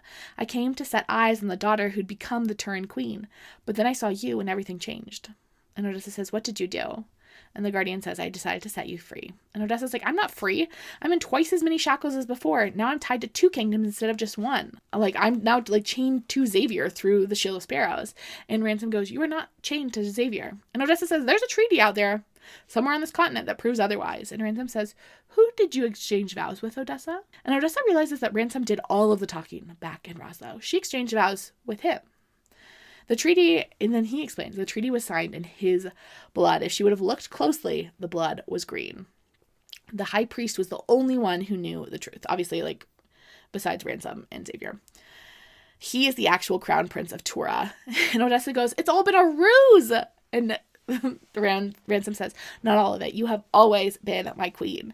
And then the Guardian goes on to explain that he is setting her free. Like after he dies, which he will die because he is Lysa and it is terminal, she can do whatever she wants. And Odessa says, "You lied to me." And the Guardian says, "Yes." And Odessa says, "I hate you." And the Guardian says, "Yes, you do." Jocelyn comes to her room the next morning. Odessa is still pissed at her because she'd either like willingly slept with Odessa's husband or known that Xavier wasn't actually the prince and like kept that from her. So either way, bad news. Jocelyn comes to apologize and Odessa's like, "I'm not going to punish you, but you need to tell me everything that happened." Apparently this little situation has been happening for a while. It started with Vander, the other guy, the threesome, and then Vander asked if Xavier could join, and she was like really depressed, and the threesome was the only thing that made her feel better. She said, "There's no antidepressants here in Colandrian, only threesomes make me feel better." What's a girl to do? Odessa tells Jocelyn she's going to send her home, but she needs Jocelyn to send a message to her father if she goes home. "You must tell my father that I've failed. The Turans suspect he's trying to find their city, and the last person they'll ever trust with that information is me. Please tell him I'm sorry." Also, she asked Jocelyn to warn her father about King Ramses and his militia. She wants to send Jocelyn home before Jocelyn finds out any real information about Lysa or Ramses' real identity. She's starting to become pretty protective of Ransom and of Tura in general. And Jocelyn's like, "Maybe I should like stay and learn some more information." And Odessa's like, "No, go home, hug your mother. Goodbye, Jocelyn." Odessa is walking to the training ground the next morning, and Vander, the other guy in the threesome, bows and calls her princess, which pretty much means her incognito time here in Elder is over with, and pretty soon everyone will know she's a princess. And then she asks what Xavier's real name is. It's Dre. We won't call him that, though. He's, like, hasn't been called Dre in over a decade, and even though, like, we will start calling Ransom rather than the Guardian, will we call Xavier Dre? No. Okay. He confirms that Jocelyn doesn't know anything. And Odessa is like, "We need to send Jocelyn back to Quentis ASAP." And Xavier says, "Okay, I'll take care of it." Odessa and Ransom go on a walk together, and Ransom explains that most people really don't know that he's a prince. Like, this is not just like a scheme they came up with just for Odessa. It is like a larger thing. Odessa's pretty upset about being lied to, but he's like, mostly I didn't lie. It was just a little bit a lie. And she's literally trying to stab him during this conversation. Keep that in your mind. He explains that Xavier has been pretending to be him for the last 11 years. It's very common practice for the royals of Tura to have a body double while they are teens for safety reasons, and Xavier is his cousin. They look like similar enough where in formal situations Xavier could step in and pretend to be Ransom. And she asks if the bride prize was his father's idea, and he was like, it was not, it was mine.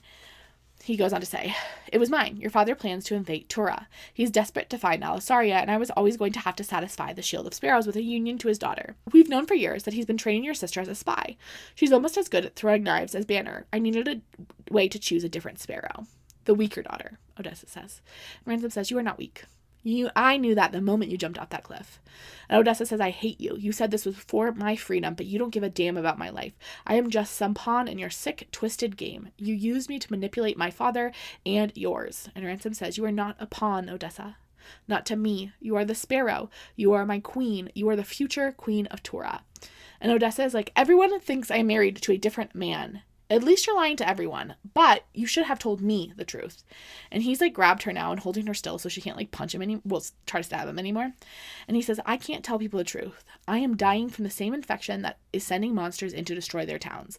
Xavier will soon be the crown prince. Soon it won't be a lie. But if Xavier was to be the prince, if Ransom was so sure that he was dying, what was the point?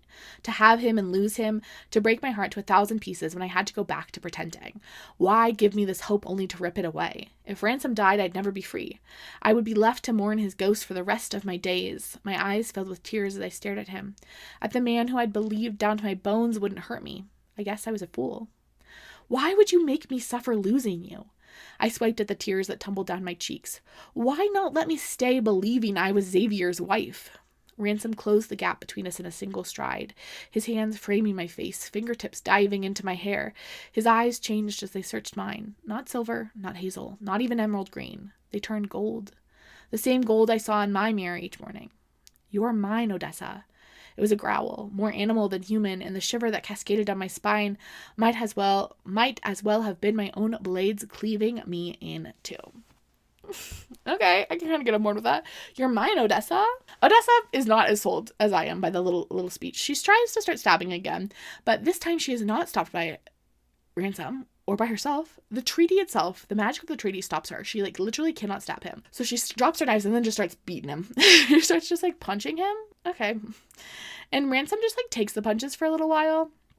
And then Odessa says to him, you're a coward. You're a fake and I hate you. And Ransom says, now who's the liar? And he grabs her again, and she's fighting him, but he refuses to let go. And Odessa goes, why me? And Ransom says, I told you, you are mine. I am sorry, my queen. And Odessa says, we shouldn't have to fight this hard, Ransom. And Ransom says, why not? Isn't this what we should be fighting for? And then they kiss. She can finally kiss her husband. But then he just like walks away. Okay, all of that for that. Okay, cool. Well, Odessa's back at the house with Evie. She's playing with Faze, and Evie is like, well, we really have to let him go. And Odessa says, yes, little star, someday. Odessa is like questioning everything now. Like, if Ransom is her husband, then who the heck is Evie? Like, is this really Xavier's child?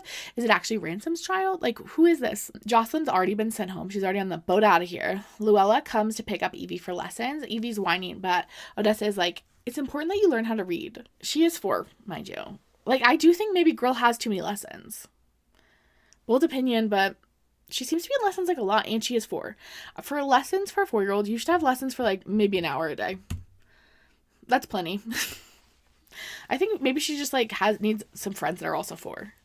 Because it does seem like she only hangs out with adults, and that does seem like a bummer of a time. Now Odessa's alone. She heads out onto the town and she goes over to Samuel's new house in Elder. Jonah has started school, and so Sam is home all alone, and he's kind of bored. And Odessa's like, do you have any thoughts on what you're going to do next? And Sam says, we're going to wait, and then we're going to go home to Quintus in the spring. And Odessa's like, really? After everything you said in the book about how much you hate it there? And Sam is like, yeah, I am. And then Sam says, what do I owe the pleasure of your visit? And Odessa says, I'm making a map of Tura. Remember when you told me that told me the paperman in you wanted to dig into Alisaria. I have that same inkling, and I can't let it go. If I am to be queen, then I need to know what is going on in this kingdom. And Sam's like, if you got caught. And Odessa says, I have no intention of getting caught. I know that I'm asking to put yourself at risk. Please know if there was anyone else that I could ask, I would. But you're a Quentin. None of the Turans understand me. I'll understand if you refuse. I will not hold it against you. But I am no map maker, and I have only been here for a short time. I'm certain there are many errors and omissions. I'd like your help filling in the blanks. And Sam ushers her inside, and they look at the map together from her journal, and he asks about this road that she sketched going into the mountains, and she has literally just made it up, but it's her best estimate on where the road to Alisaria might be. They both know there's something afoot in Alisaria, and she's like, any help you can provide would be appreciated. Sam's like, okay, I'll give it a shot. And as soon as so Odessa leaves her map with him, and she heads out. And as soon as she heads out, she hears a commotion. It's the high priest. He is doing magic in front of a group of parents and children. And Odessa is surprised that they seem so unaffected and kind of delighted by his magic, because it feels just so terrible to her. She has this creeping, crawling feeling under her skin every time she's around the Vosters. Ransom comes up behind her, and he explained that the high priest had just finished siphoning Lysa from his blood again. And so he's feeling a bit tired. And so he's like, I'd rather not have to fight with you again, but can we go on a little walk? They go out on a walk, and Ransom is like, I would like to answer any questions you have. And he tries to hold her hand, but she's like, no. And Odessa starts asking a gajillion questions. She goes, where do you stay when you're an elder? And Ransom says, my room is beneath yours. And Odessa says, have you spoken to any healers about Lysa? And Ransom says, I saw a healer when I first was bitten, but as I started to change, it became clear that he would be no help. And then after that, he went to the high priest. It took the high priest about a year to figure out how to get the Lysa out of Ransom's blood. He says he wasn't acclimated to it at first. And the high priest can't take all of the Lysa out of his blood because the Lysa has become bound to Ransom. And so if he were to remove all the Lysa, it would kill him as well. Ransom really, really wants to hold hands, but Odessa is like, someone's going to see us. And everyone thinks I'm Xavier's wife, so it would be weird if I'm holding your hand. And Ransom's like, no one's around. Come on, hold my hand. Odessa says, if Lysa is magical, then it must have been created by the Vosters. They're the only magical beings in Colandria. And Ransom says, it is not the Vosters. They then spend some time talking again about how Odessa is quite hurt and upset by the fact that she was lied to for so long. And then Ransom explains that his father does not know that he has Lysa. Maybe he's put it together, but Ransom certainly hasn't told him directly. And then Odessa asks about Evie, and Ransom says, she is not my daughter, she's my sister. My father has no idea that she exists, and we'd like to keep it that way. And Odessa says, why? And Ransom says, well, because he tried to kill my mother. And he explains that his mother was the daughter of a very wealthy merchant. It was an arranged marriage. They met on their wedding day, but Ramses pretty immediately fell in love with Ransom's mom, but she had never loved him back. She tried to be kind to Ramses, but it was just evident that she didn't love this man, and it started to really harden Ramses. All of his advances being shot down really hardened him. She did wind up taking a lover. Her parents died during the Crux migration, and so she had become the sole owner of her family's shipping empire, and she chose her father's replacement, which was Mikhail, a young captain from Ozarth, and she had had an affair with him. But Evie is Ramses' daughter, not Mikhail's daughter. Ramses hadn't known that his wife was pregnant when he tried to kill her. He caught her in bed with Mikhail and was strangling her, and Ransom was the one to stop him, but he had already killed Mikhail. The room was covered in blood when Ransom walked in on his father trying to kill his mother. Ransom took his mother somewhere safe to recover. She's never been back to Alisaria and has been in hiding ever since. And when he found out that his mother was pregnant, he took her to Ozarth. And the plan, according to Ransom, was that she was supposed to stay there. But as soon as Evie was born, she wanted to come back. She didn't want to live apart from her kids. I went to Alisaria when Evie was a baby. Father begged me to bring Mother back to the city. When I asked why, he told me that he needed to finish the task I'd interrupted. I left that day and never went back. And so that's why he pretends that Xavier is Evie's father, for her safety. And Ransom is but he does love her. It's his real daughter. They're deeply, deeply connected. At this point, essentially he's her adopted father. He explains that he wants to protect Evie from, he's not worried that his father would hurt Evie. He's worried about Evie kind of being thrust into the line of succession because she'd be next in line after Ransom, and Ransom, of course, is like, I'm dying any day now.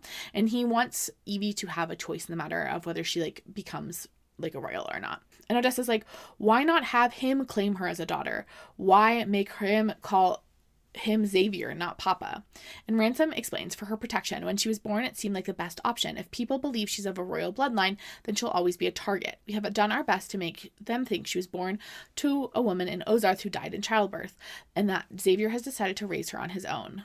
And Odessa is like, why not find someone else to fill in the role as her parent? Someone far away from the crown. Because it doesn't really make sense that they were like, we have to pick someone for Evie to like have as parentage to like keep her out of hiding. And they pick Xavier, who everyone else thinks is the prince. And so she has to pretend that she is not related to him all the time. And it's like, why even pick a fake dad if she's not even going to be able to use that?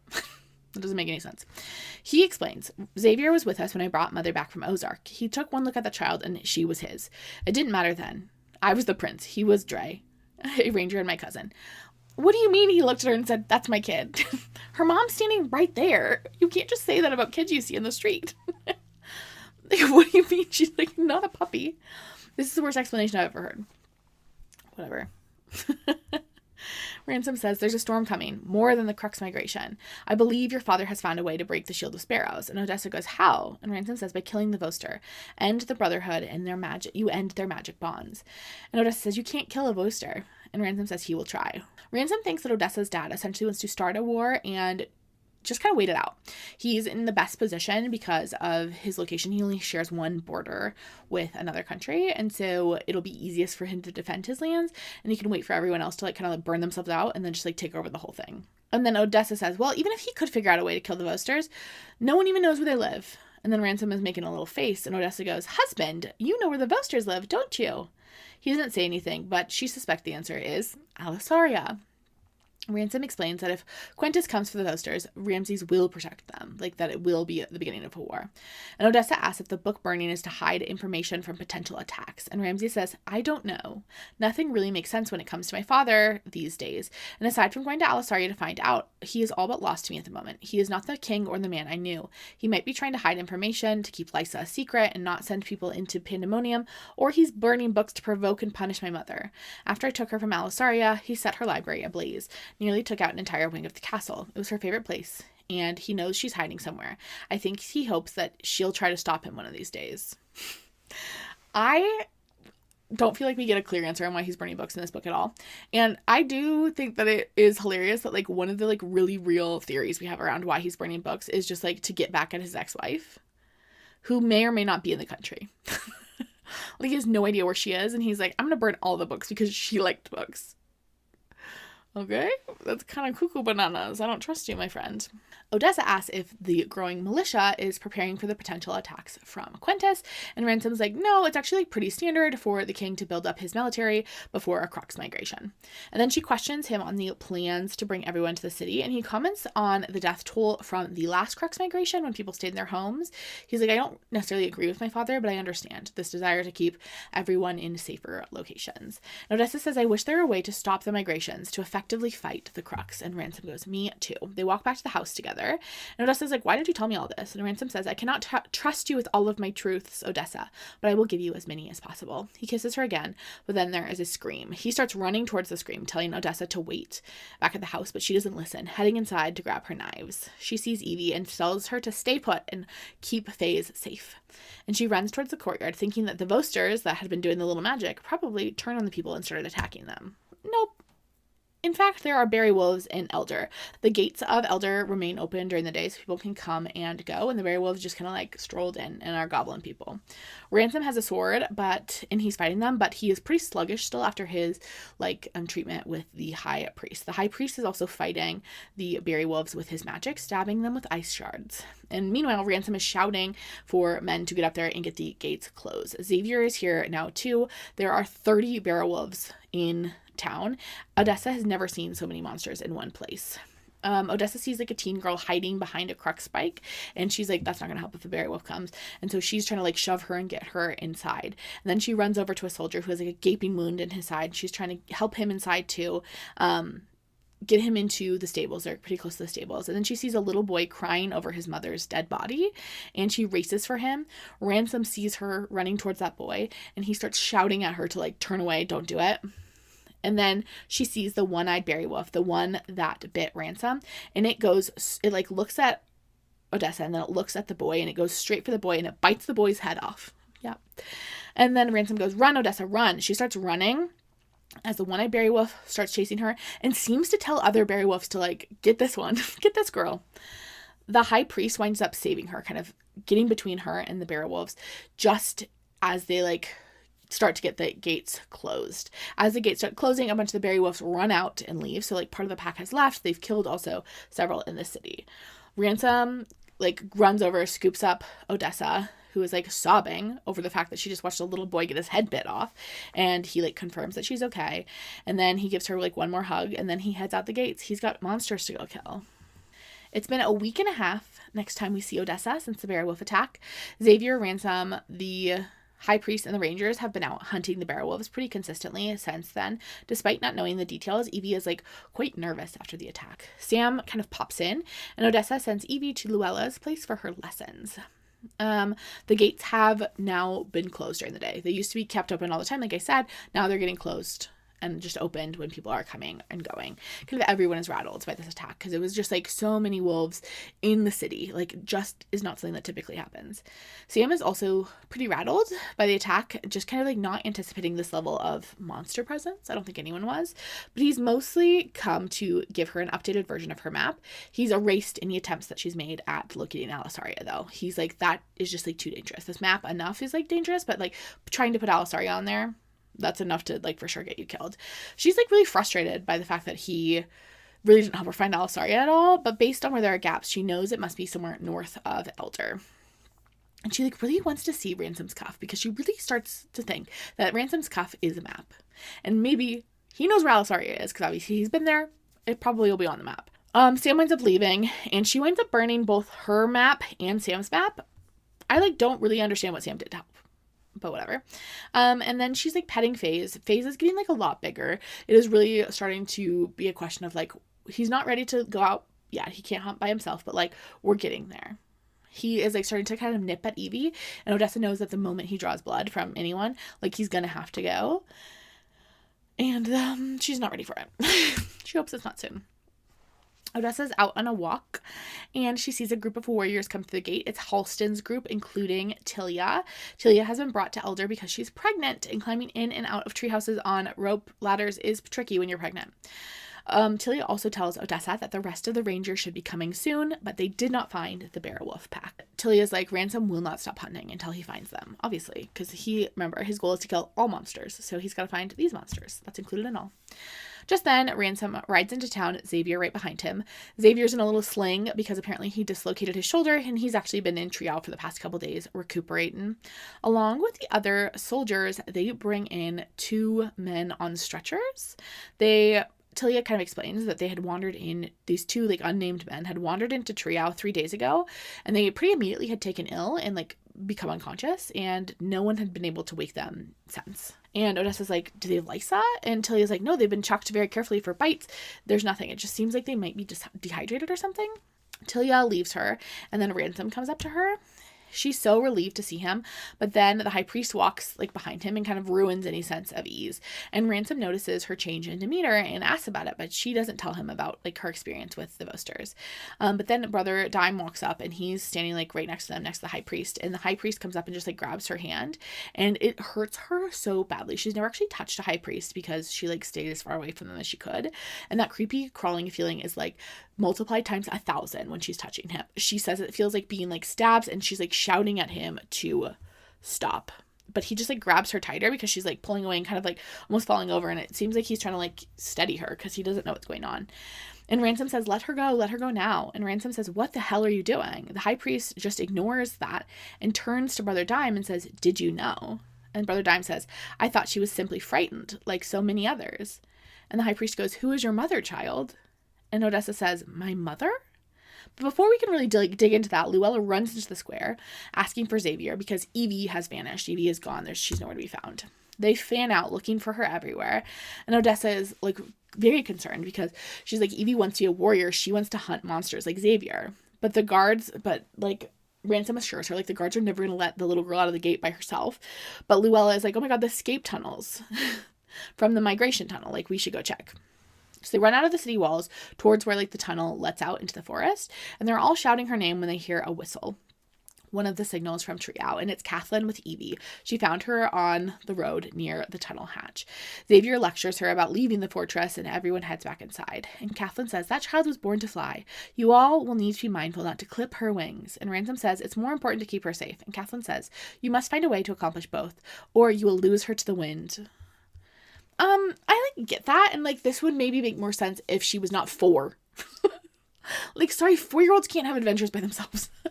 She, like, gets to go, like, it's not like she's been stuck in a tower. Like, we've seen her go to, like, multiple cities. She gets to go on rides. She, like, rides horses. She has, like, weapons training lessons. Like, I do think maybe, like, it would be good to get her a friend, but, like, she's 4. Sorry she can't go on hunting trips yet. God, Kathleen. They get back inside. The boys are going to go check the gates, make sure everything's secure. Luella and Evie head out, but Luella makes plans with Kathleen later. And then Kathleen is chatting with Odessa, and Kathleen says, Luella has been my best friend since we were children. She wanted to become an alchemist, a healer, and a traveler. She did not want to limit herself to only one thing, but to all of them. To be around her was to feel inspired, energized. She believed anything was possible. I wasn't sure how I'd been lucky enough to fall into her orbit. I was simply glad to be there. And she talks about how both of their families were killed in the Crux migration, and her family and Luella's family's death particularly, like, really changed Luella. Like, it really made her a different person than she was before. Then Ransom comes to check on Odessa. He's, like, clearly very upset by kind of, like, everything that's happened today. And Odessa says, will you show me the tunnel? The escape tunnel that Evie had just used. And Ransom says, you've already found it. It's the furthest cell in the dungeon. There's a false wall. It will take you into the forest, but don't... And Odessa says, use it? Fear not. I have no reason to leave, Elder, but thank you for telling me. And then Odessa says, where did the priests go? And Ransom says, we'll find them, but tell me what happened first. And Odessa explains that she had never touched a priest before, but it, like, really hurt. It was like the feeling of their magic, but 1,000 times worse. And Ransom is like, I don't know what you're talking about. Like, I can't feel their magic at all. He's like, what do you mean, the feel of their magic? It only hurts when they're, like, siphoning Lysa from me. And Odessa's like, wait, you can't feel their magic? Can anyone feel their magic, or is it just me? And Ransom's like, I've literally never heard anyone else mention it. Which, like, is weird to me that Odessa has never brought this up before, but whatever. They search the city for the Vosters, but they're gone. They, like, vanished. Okay, great. Odessa is chilling in her room with Faze when Ransom arrives, and he brings her a new blade that was his as a child, as a little present. He kind of recaps the Berry Wolf hunt. He said that they had followed the trail of the Berry Wolves for 3 days, but then it had just disappeared. Odessa said, there was something wrong with that Berry Wolf in the courtyard. Something different. It looked at me like it was after me. I know this sounds like a stretch, but I swear to the gods, it ordered the others to go after me.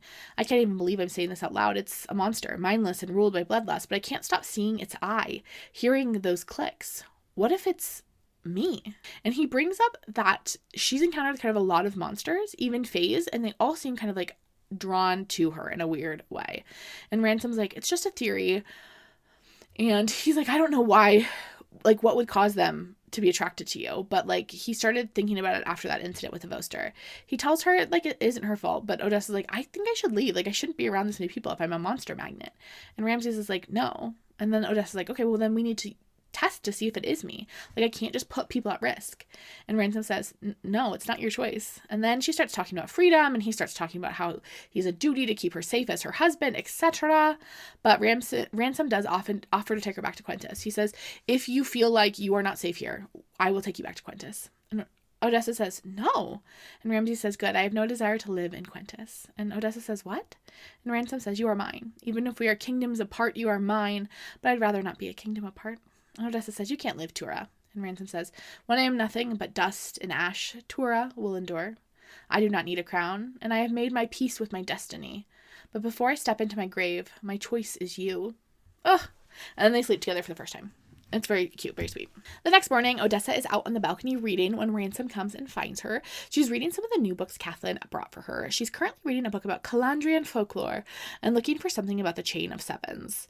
But the current story she's looking at is called Sonnet 90. It is the story of this man, Sonnet, who survived the Crux migration without a shelter by whispering stories into the minds of the Crux, aided by Mac, the god of war.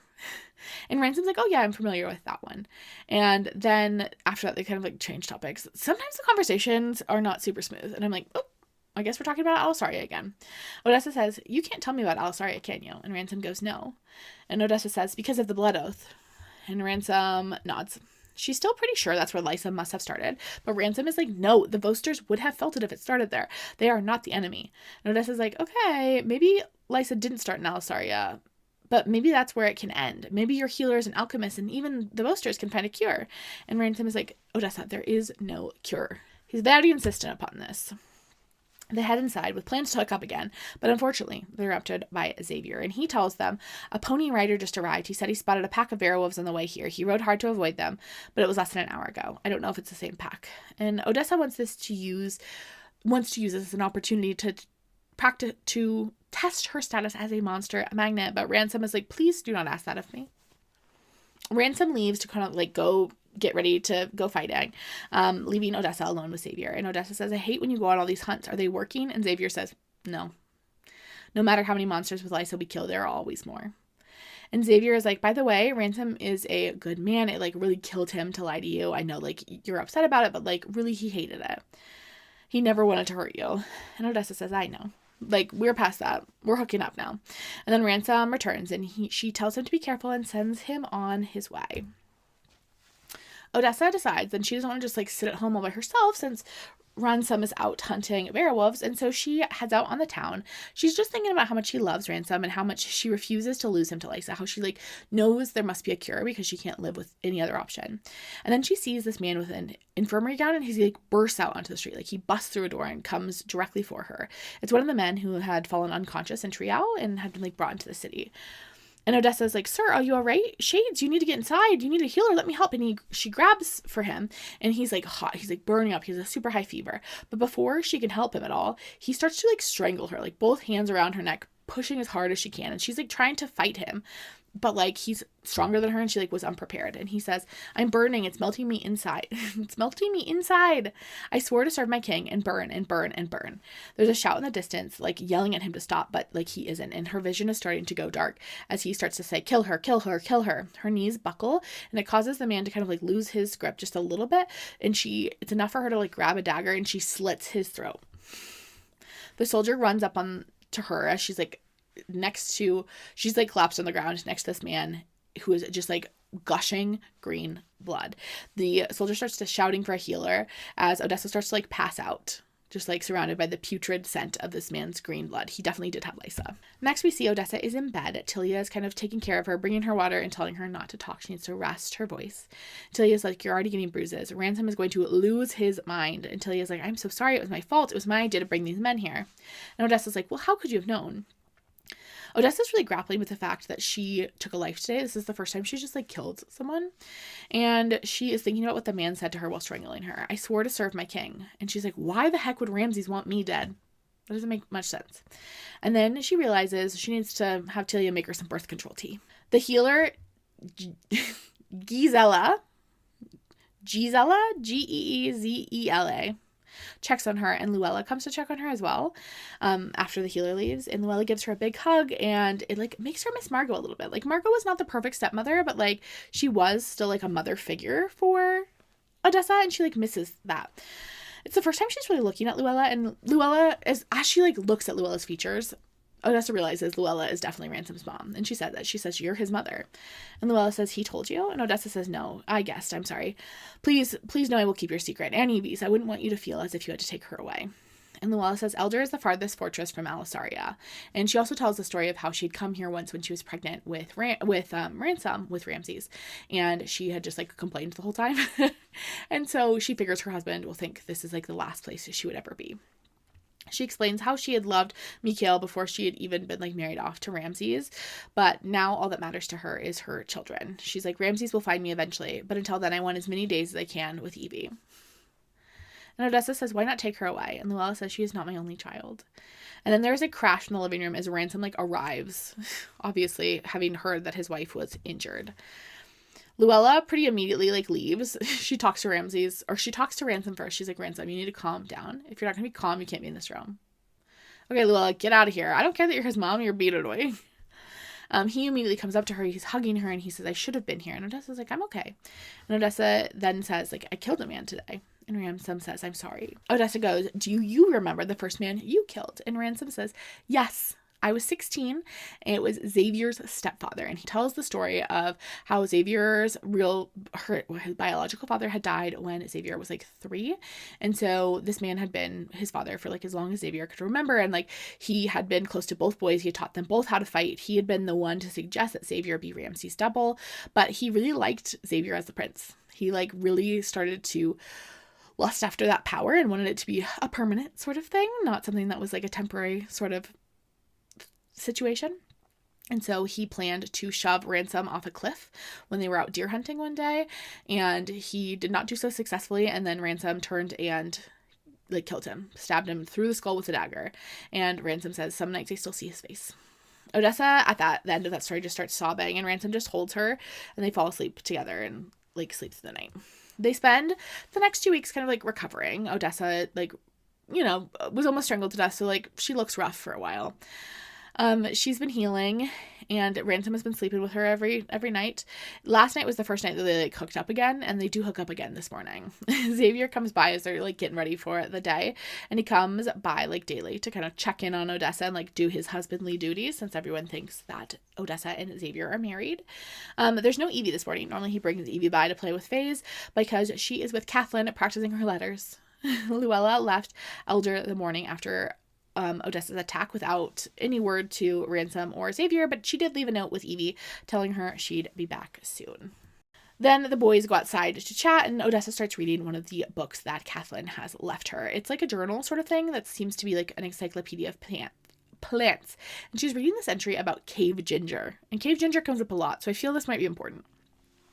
Native to Ozarth, harvested in bogs, outer skin gives off a rancid smell, but when peeled, pulp can be shaved and dried with sugar crystals, commonly sold as candy. Peel is typically discarded when boiled and fermented. Pulp can be used as pigment.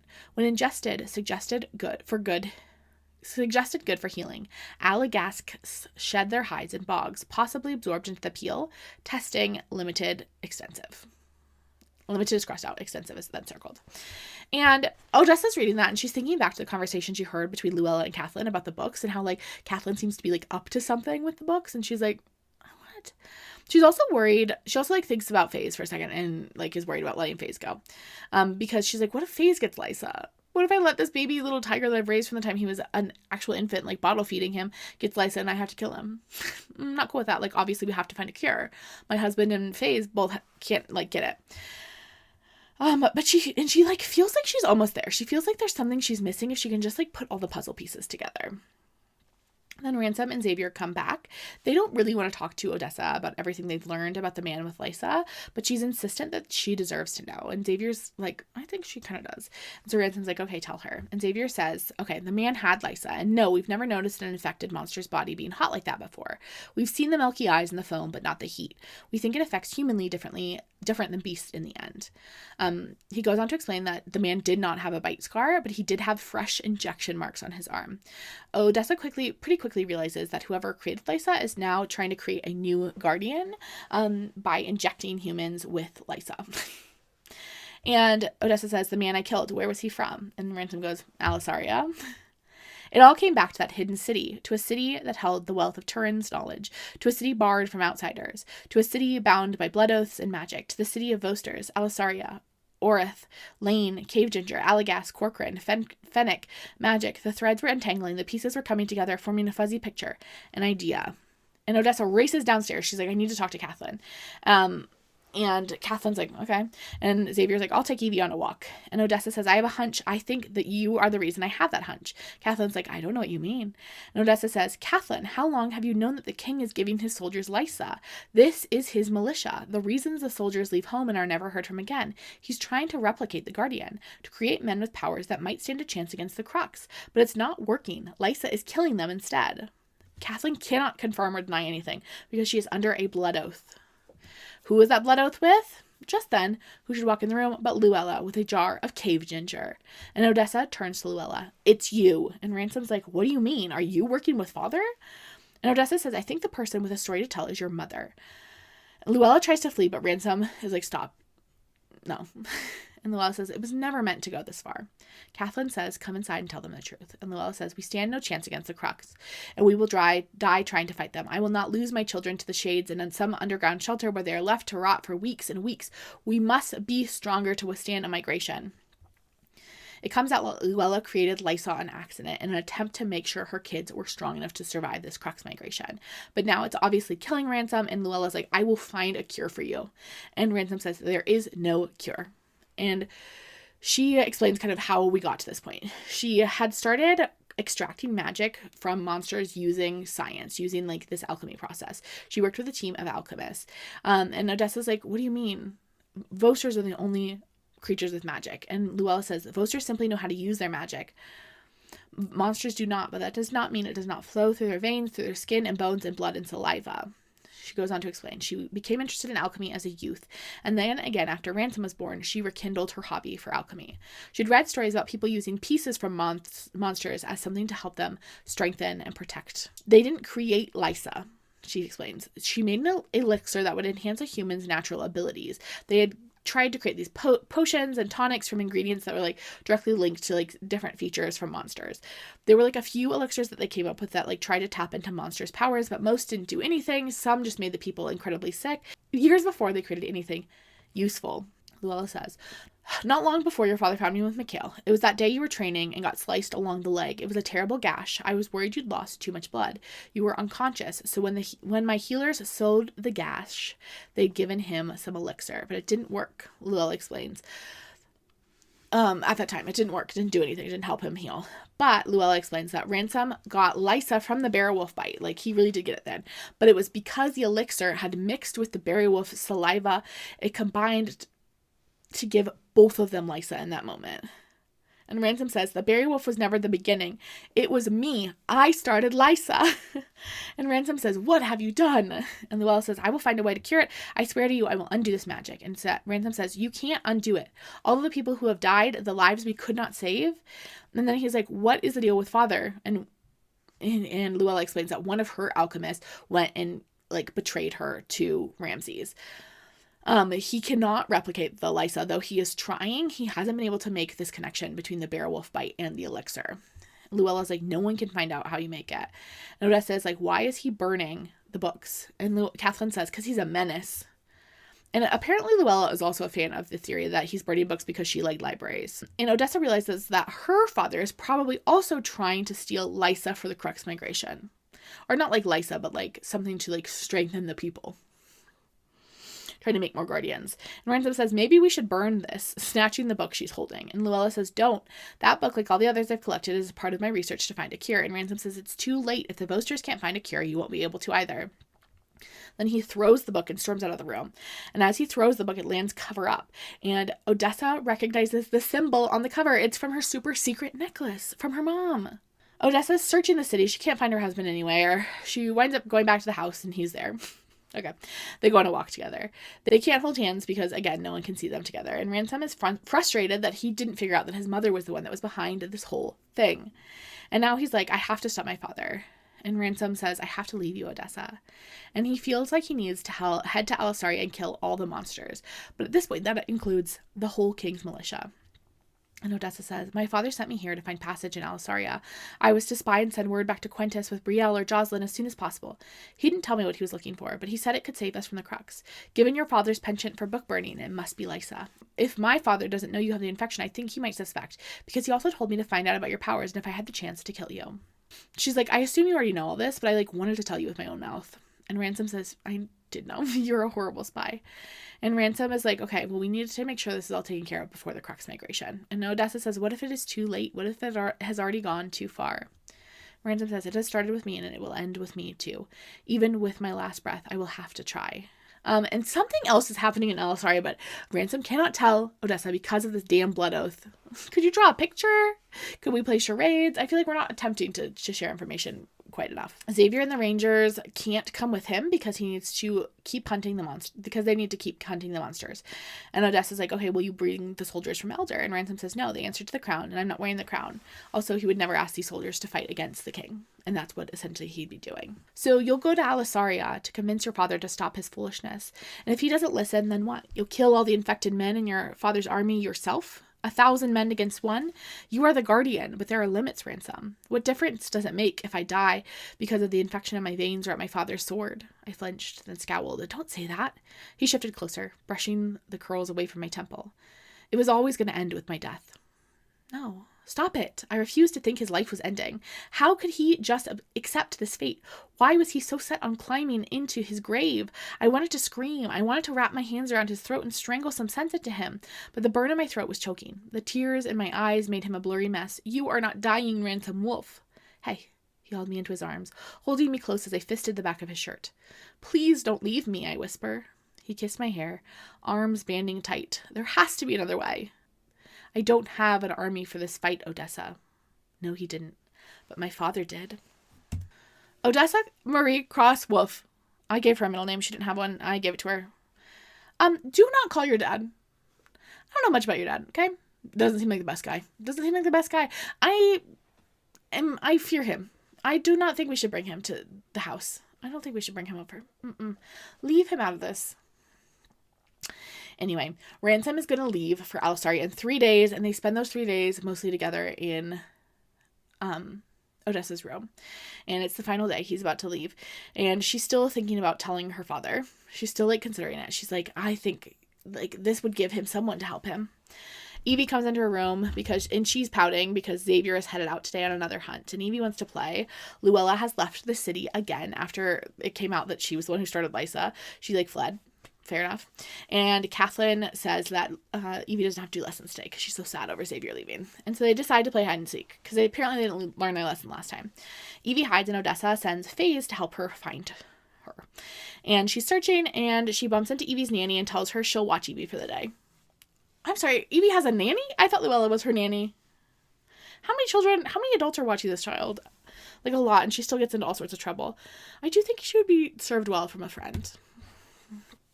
Evie is hidden in an upstairs bedroom that Odessa has never been in before, and it's Luella's bedroom. And Odessa's like, are you supposed to be up here? And Evie's like, no. Do you want to see something? And Odessa's like, sure. Okay.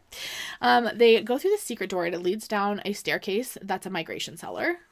I thought we went upstairs to Luella's room, so I don't know why the door to the cellar is in there. Regardless, all the books from the dungeon have been brought down in there. And Evie points out there's an even super secreter compartment where the most special of books have been left. There are 3 books inside, one of which was the black leather journal with the black emblem from Odessa's necklace on it. Odessa, sends them both back up the stairs and tells Evie she shouldn't come down here anymore because she's, worried that Evie's going to be down here by herself and get herself stuck. They continue to play hide and seek for a while. Then they go to the bakery for lunch, and they spend the afternoon at the stables hanging out with the horses. They do big family dinner together, and then Xavier comes to put Evie to bed. I did think he was leaving to go hunting, but I guess maybe just for the day. I don't know. He's back.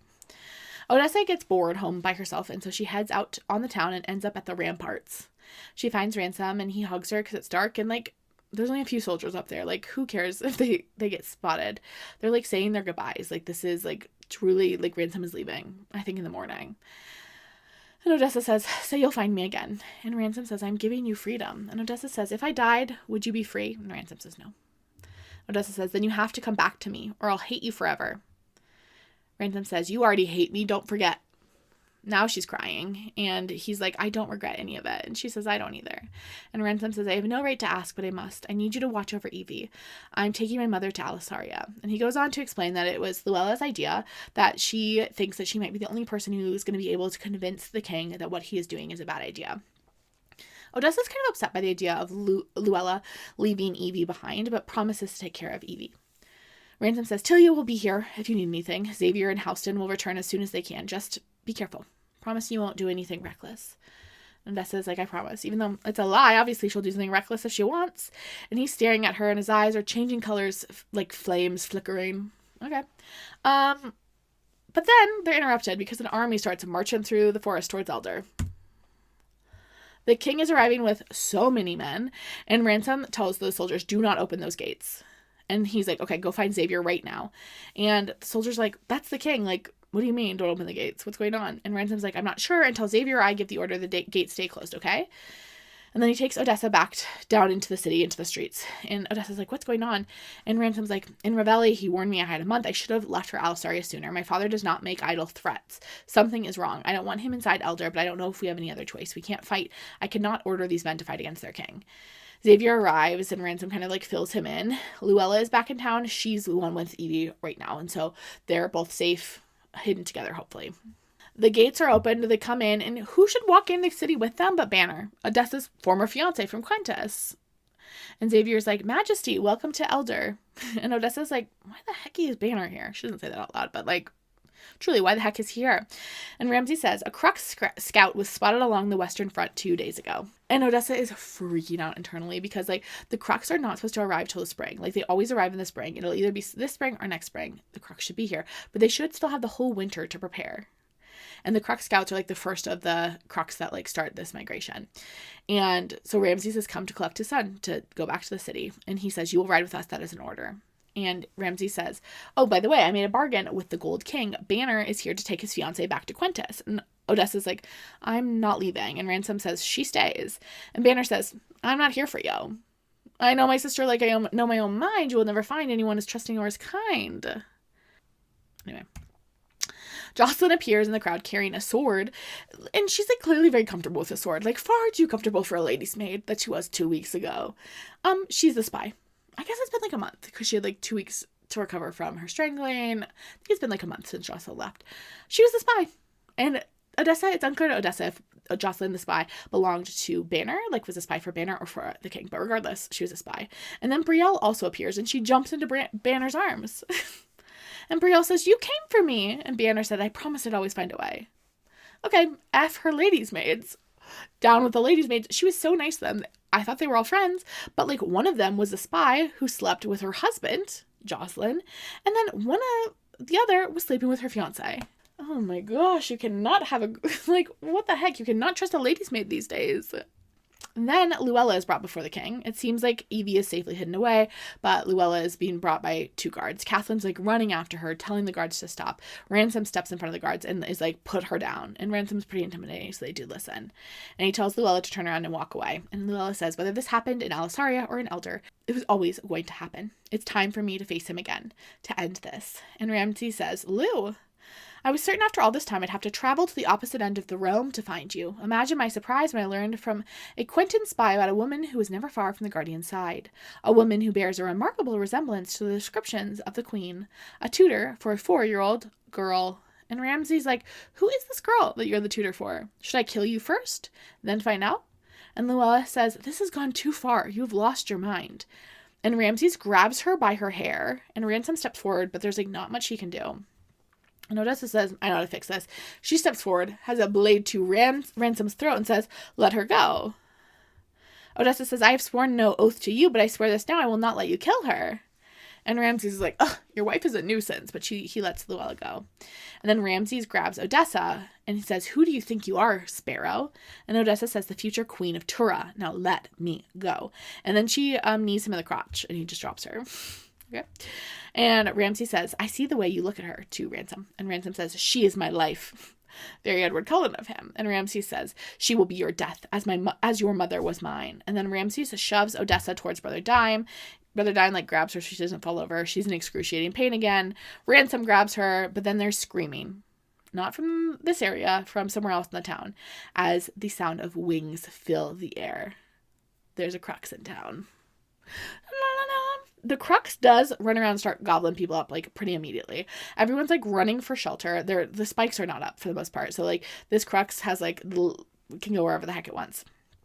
Ransom grabs Odessa and starts running her out of the courtyard. He wants to make sure she's safe before he goes to fight. She tells him she'll take care of Evie, and then Ransom goes to help his mother.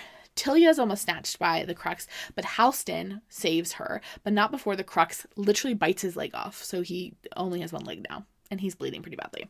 Ransom is trying to slice this Crux up. He's like stabbing at it with the sword, but it like seems to be doing like literally nothing. Luella is trying to help an injured soldier to safety. Unfortunately, the Crux does bite her in half before she's able to do much. So she is like definitely dead. Like she's like literally described as being bitten in half. I don't think she's coming back. Xavier is on the ramparts trying to shoot arrows at the thing, but that seems to be having no effect either. Odessa knows she needs to get back to the house and make sure that Evie is safe.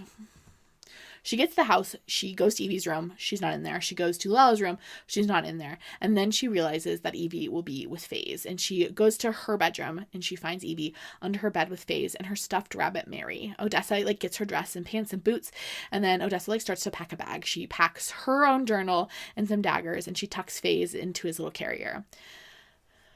And she says to Evie, who's holding FaZe, "He's scared," Evie says. And Odessa says, "I'm scared too, but it's going to be okay." Then they head to the secret room in Luella's bedroom. They head down to that basement shelter room to grab some books, and then they head out. To be honest, if I was in the Crux migration, or if I was a Crux was in town, I would probably stay in the basement shelter. I would probably stay down here. This seems like the best spot for you. It's in a secret room, so like nobody's going to find you probably. Like make sure that door is like closed pretty like securely, but like you're probably fine. She says there's a lock on the inside. Evie's confused. She says, "We're not staying here?" And Odessa says no. And Odessa explains her reasoning. Doesn't totally make sense to me. She's like, there's not spikes on the roof yet. They haven't installed the spikes on the roof. Which I don't know why you wouldn't keep the roof spikes on all the time. Like the ones in the street, I'm like, yeah, those actually seem to be bad if you don't have Crux currently coming down. Like it seems like a good way for people to get impaled on spikes in the street. But like you shouldn't have people on your roof in general. Like are you worried about Santa? Why are you taking the roof spikes down every 30 years? Anyway, so Odessa's like, we can't stay, the roof spikes aren't up, and so a Crux could just come and crush this building to splinters. So we gotta go. It sounds like a better option to stay here. I really think she should have just stayed here. It like really would have solved all the problems that are going to arise in the next little tiny bit. They step outside. Who should they see but Banner? And Odessa's like, "Banner, where's Brielle?" And Banner's like, "She's hiding." And Odessa says, "What do you want?" And Banner says, "You should send that child inside, princess." Odessa can tell this is not a friendly conversation. And so she like sets Evie down behind her in the doorway. And Banner explains that he's been made a fool by all the lies and he promised to avenge his brother. And he's going to avenge his brother by killing the person the Guardian loved the most. Odessa gets her knives out and tells him to stay back. They're still in the doorway to the house. I like feel like you could run back into the house, close the door, slam it, lock it. I know Banner's going to try to sneak in. Again, run back in, hide in that shelter. Whatever, she's gonna fight Banner. Banner says, "Put the weapons down and I vow to make this painless. Fighting won't change the outcome." And Odessa's like, "Do you really think I'm just gonna stay in here and let you kill me?" And he like comes at her, and she immediately notes that he's not quite as good as Ransom, and that allows her to like be okay at fighting him. And she's like getting better. Those days practicing with Ransom and Tilia in the arena are really paying off. And Odessa says, "It doesn't need to be like this. Get Brielle out of here before it's too late." And Banner says, "I will never ever get this chance again." And like Odessa knows that's true. Like he's not going to get the chance again, because if her father finds out that Banner came and tried to kill her, he's going to be in trouble. And Ransom is obviously not going to let Banner survive that either. They're like tussling. They're going back and forth. They're fighting. Odessa is like really kind of like holding her own, but then Banner goes for his throwing knives, and Odessa doesn't know how to fight against throwing knives. She never learned how to like block those. And so she's like, yikes, he's gonna stab me and I'm gonna be in trouble. Just then Xavier rounds the corner and he shouts, "Evie," and he starts racing for Banner. He can kind of see what's happening. And so Banner turns and throws the knife at him, and it does hit Xavier right in the guts. Luckily, while he's turned away, Odessa doesn't use that moment to stab Banner. So Banner is dead, but Xavier's also not doing well. He's on the ground. He's like bleeding. Evie's screaming, "Papa, Papa." She runs over to him. She's like leaning over him as he's like coughing up blood. Odessa's freaking out because Xavier is like bleeding quite a lot. She's trying to help him, but like Xavier is like, "You need to run. You can't like stay here open on the street." Odessa tries to like whistle one of the signals they used in Triao to let someone know that like there's someone hurt over here, but like there's no way for her to really indicate what's going on. So she grabs Evie, who like doesn't want to leave her father's side, but they need to head to the tunnels to escape. And Evie's like fighting her, but Odessa just like grabs her and starts running. They're fleeing the city together. Odessa does watch as, like, multiple people are killed. She watches as, like, the baker is beheaded, and she's, like, tucking herself into, like, trying to stay close to the building so, like, the Crux won't see them. She does see Brielle, who, like, wanders out into the street, like, drops her knives and just, like, sacrifices herself to the Crux. Okay. And then Odessa asks, Evie's, like, calm down a little bit. Honestly, she's like, okay, there's a lot happening. You know, kids can sense when, like, they need to lock in to sometimes, you know? And she's like, okay, Evie, can you walk? We're going to run to the dungeons together. They're, like, close, but there's, like, one more major gap that they're going to have to cross to get from, like, kind of the main part of town over to the servants' quarters where the dungeons are. They're, like, dodging bodies left and right. As they're, like, running, Ransom shouts at them to get down. As is there a note with this? I'll go upstairs, but you had to be quiet. They're running, and then Ransom shouts at them to get down. Odessa, like, throws her body on top of Evie, hoping that the Crux, so she can feel the Crux is, like, coming to, like, dive bomb them. She hopes that her body will cover Evie's enough that it'll just take her and not Evie. But then Ransom slams into both of them, and it, like, rolls them out of the Crux's way. They make it, they're, like, hidden, tucked away under, like, a little awning, and they have, like, a moment, and Odessa's like, I'm okay, but, like, Xavier, like, and Ransom is devastated by this. He's, like, so sad. Obviously, he's just lost his mother, and it seems like he's gonna lose his best friend too. And Ransom says, it's not safe for you here. And she knows he doesn't just mean, like, Elder in this moment, but, like, Tora in general. She, like, cannot be here if she's a monster magnet. Also, what the heck is happening with King Ramses? And Odessa says, what about you? And Ransom says, go. And then he passes her the leather cuff, and he says, do you know what this is? And Odessa nods, and she knows that this is a map with a road to Alisaria. And Ransom says, I don't know where my father went. If he's still in the fortress, then you cannot be either. Neither can Evie. And Odessa says, does he know about the dungeons in the tunnel? And Ransom says, probably. And the plan is that they're going to try the tunnels anyway. They're going to go to Triau. Ransom gives them instructions to follow the moon. And if he doesn't arrive in Triau in 2 days, she needs to get Evie, and they both need to leave Tura. They need to get out of the country. And he leans down and he kisses Evie, and he says, I love you, Evie. Stay with Odessa. And then he turns to Odessa and he says, run, now cross. And Odessa says, I love you. And he says, yes, you do. Don't forget. And Odessa says, never. And then Ransom says, neither will I. I will find you. Here or in the shades. And that just made me weep. Whenever a love interest says, I will find you in this life or the next, or the similar as, like, we might die, but, like, don't worry, we're going to find each other again. This is my favorite. It is my favorite. Ransom goes to, like, distract the Crux and fight it so his girlies can get away. Odessa turns to Evie and he says, he'll be okay. He's going to kill the Crux and we'll see him in Triau. Come on. And Evie's clearly getting tired, but they're almost to the tunnel entrance. They make it to the tunnel. They run inside, and Brother Dime is down there with Freya, Odessa's horse. And Odessa wants to, like, turn around, but, like, it's too late. And Odessa says, what do you want? And Brother Dime says, you must come with me now, child. And Odessa says, does this have anything to do with my mother? And he doesn't answer. He just starts leading them through the tunnels. And she decides to trust Brother Dime. One, because she didn't really have a choice. And two, she's like, okay, my husband trusts these guys, so maybe I should. I don't think so. They have weird fingernails. Stay away from them. She puts Evie in the saddle of the horse, and she says, hold tight, little star. You're safe. Even though she thinks that's a lie. But Brother Dime leads them out of there, blows out his lantern, and leads them into the night. Oh my gosh. And that's the end. Pretty much. We get one more chapter. And it's from our guy, Ransom's perspective. It is the next day. Ransom is standing in the town square next to his mother's body. Next to kind of like the row of bodies, and Catelyn is with him, and she's crying. The city is in ruins, it's in shambles after both the King's army coming through and the Crux attack. The King's army pieced out kind of as soon as the Crux was there. There are so many dead after the Crux attack. Both Halston and Xavier are alive, but they are both not doing well. Tilia's decided that they're both going to live. Tilia is totally okay. Ransom has decided that if Xavier survives, he has given enough to Tura, that it is time for him to get to live as Dre again. That Xavier's duty as Xavier is done. That he has given enough to the crown. And so he's been carrying the little crown that Xavier normally wears in his pocket. Odessa had fled, and he had gotten scooped up by that Crux as he was, like, fighting it. The Crux had, like, grabbed him, and he was finally able to stab the Crux through the heart, and they both fell to the ground. The Crux took the brunt of the fall, but Ransom was still knocked unconscious. And when he woke up, he should have been laying next to the body of a Crux with the heart stabbed through. Instead, he wakes up with his sword in the chest of a girl, of a mortal woman with bright red curly hair who looks not exactly like his wife, but like same hair as his wife. And he had obviously like told this to Catelyn, and he says, "Have you heard of this before?" I asked Catelyn as she appeared at my side. "No," she said. "Any Crux killed was always just a monster.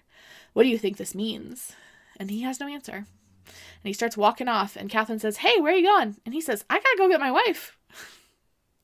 Okay, that's where we are going to pick up, I'm sure, in Rites of the Starling. I hope this was helpful. I hope this was a good little refresher for you before you pick up Rite of the Starlings. And I know it was long. I think I've been filming for like 5 hours.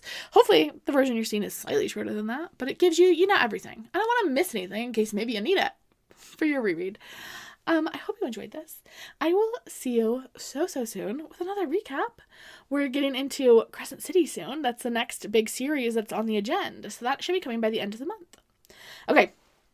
I hope you have a gorge rest of your day. I hope you enjoy reading Rites of the Starling. And I will see you in the next one. Bye. Okay.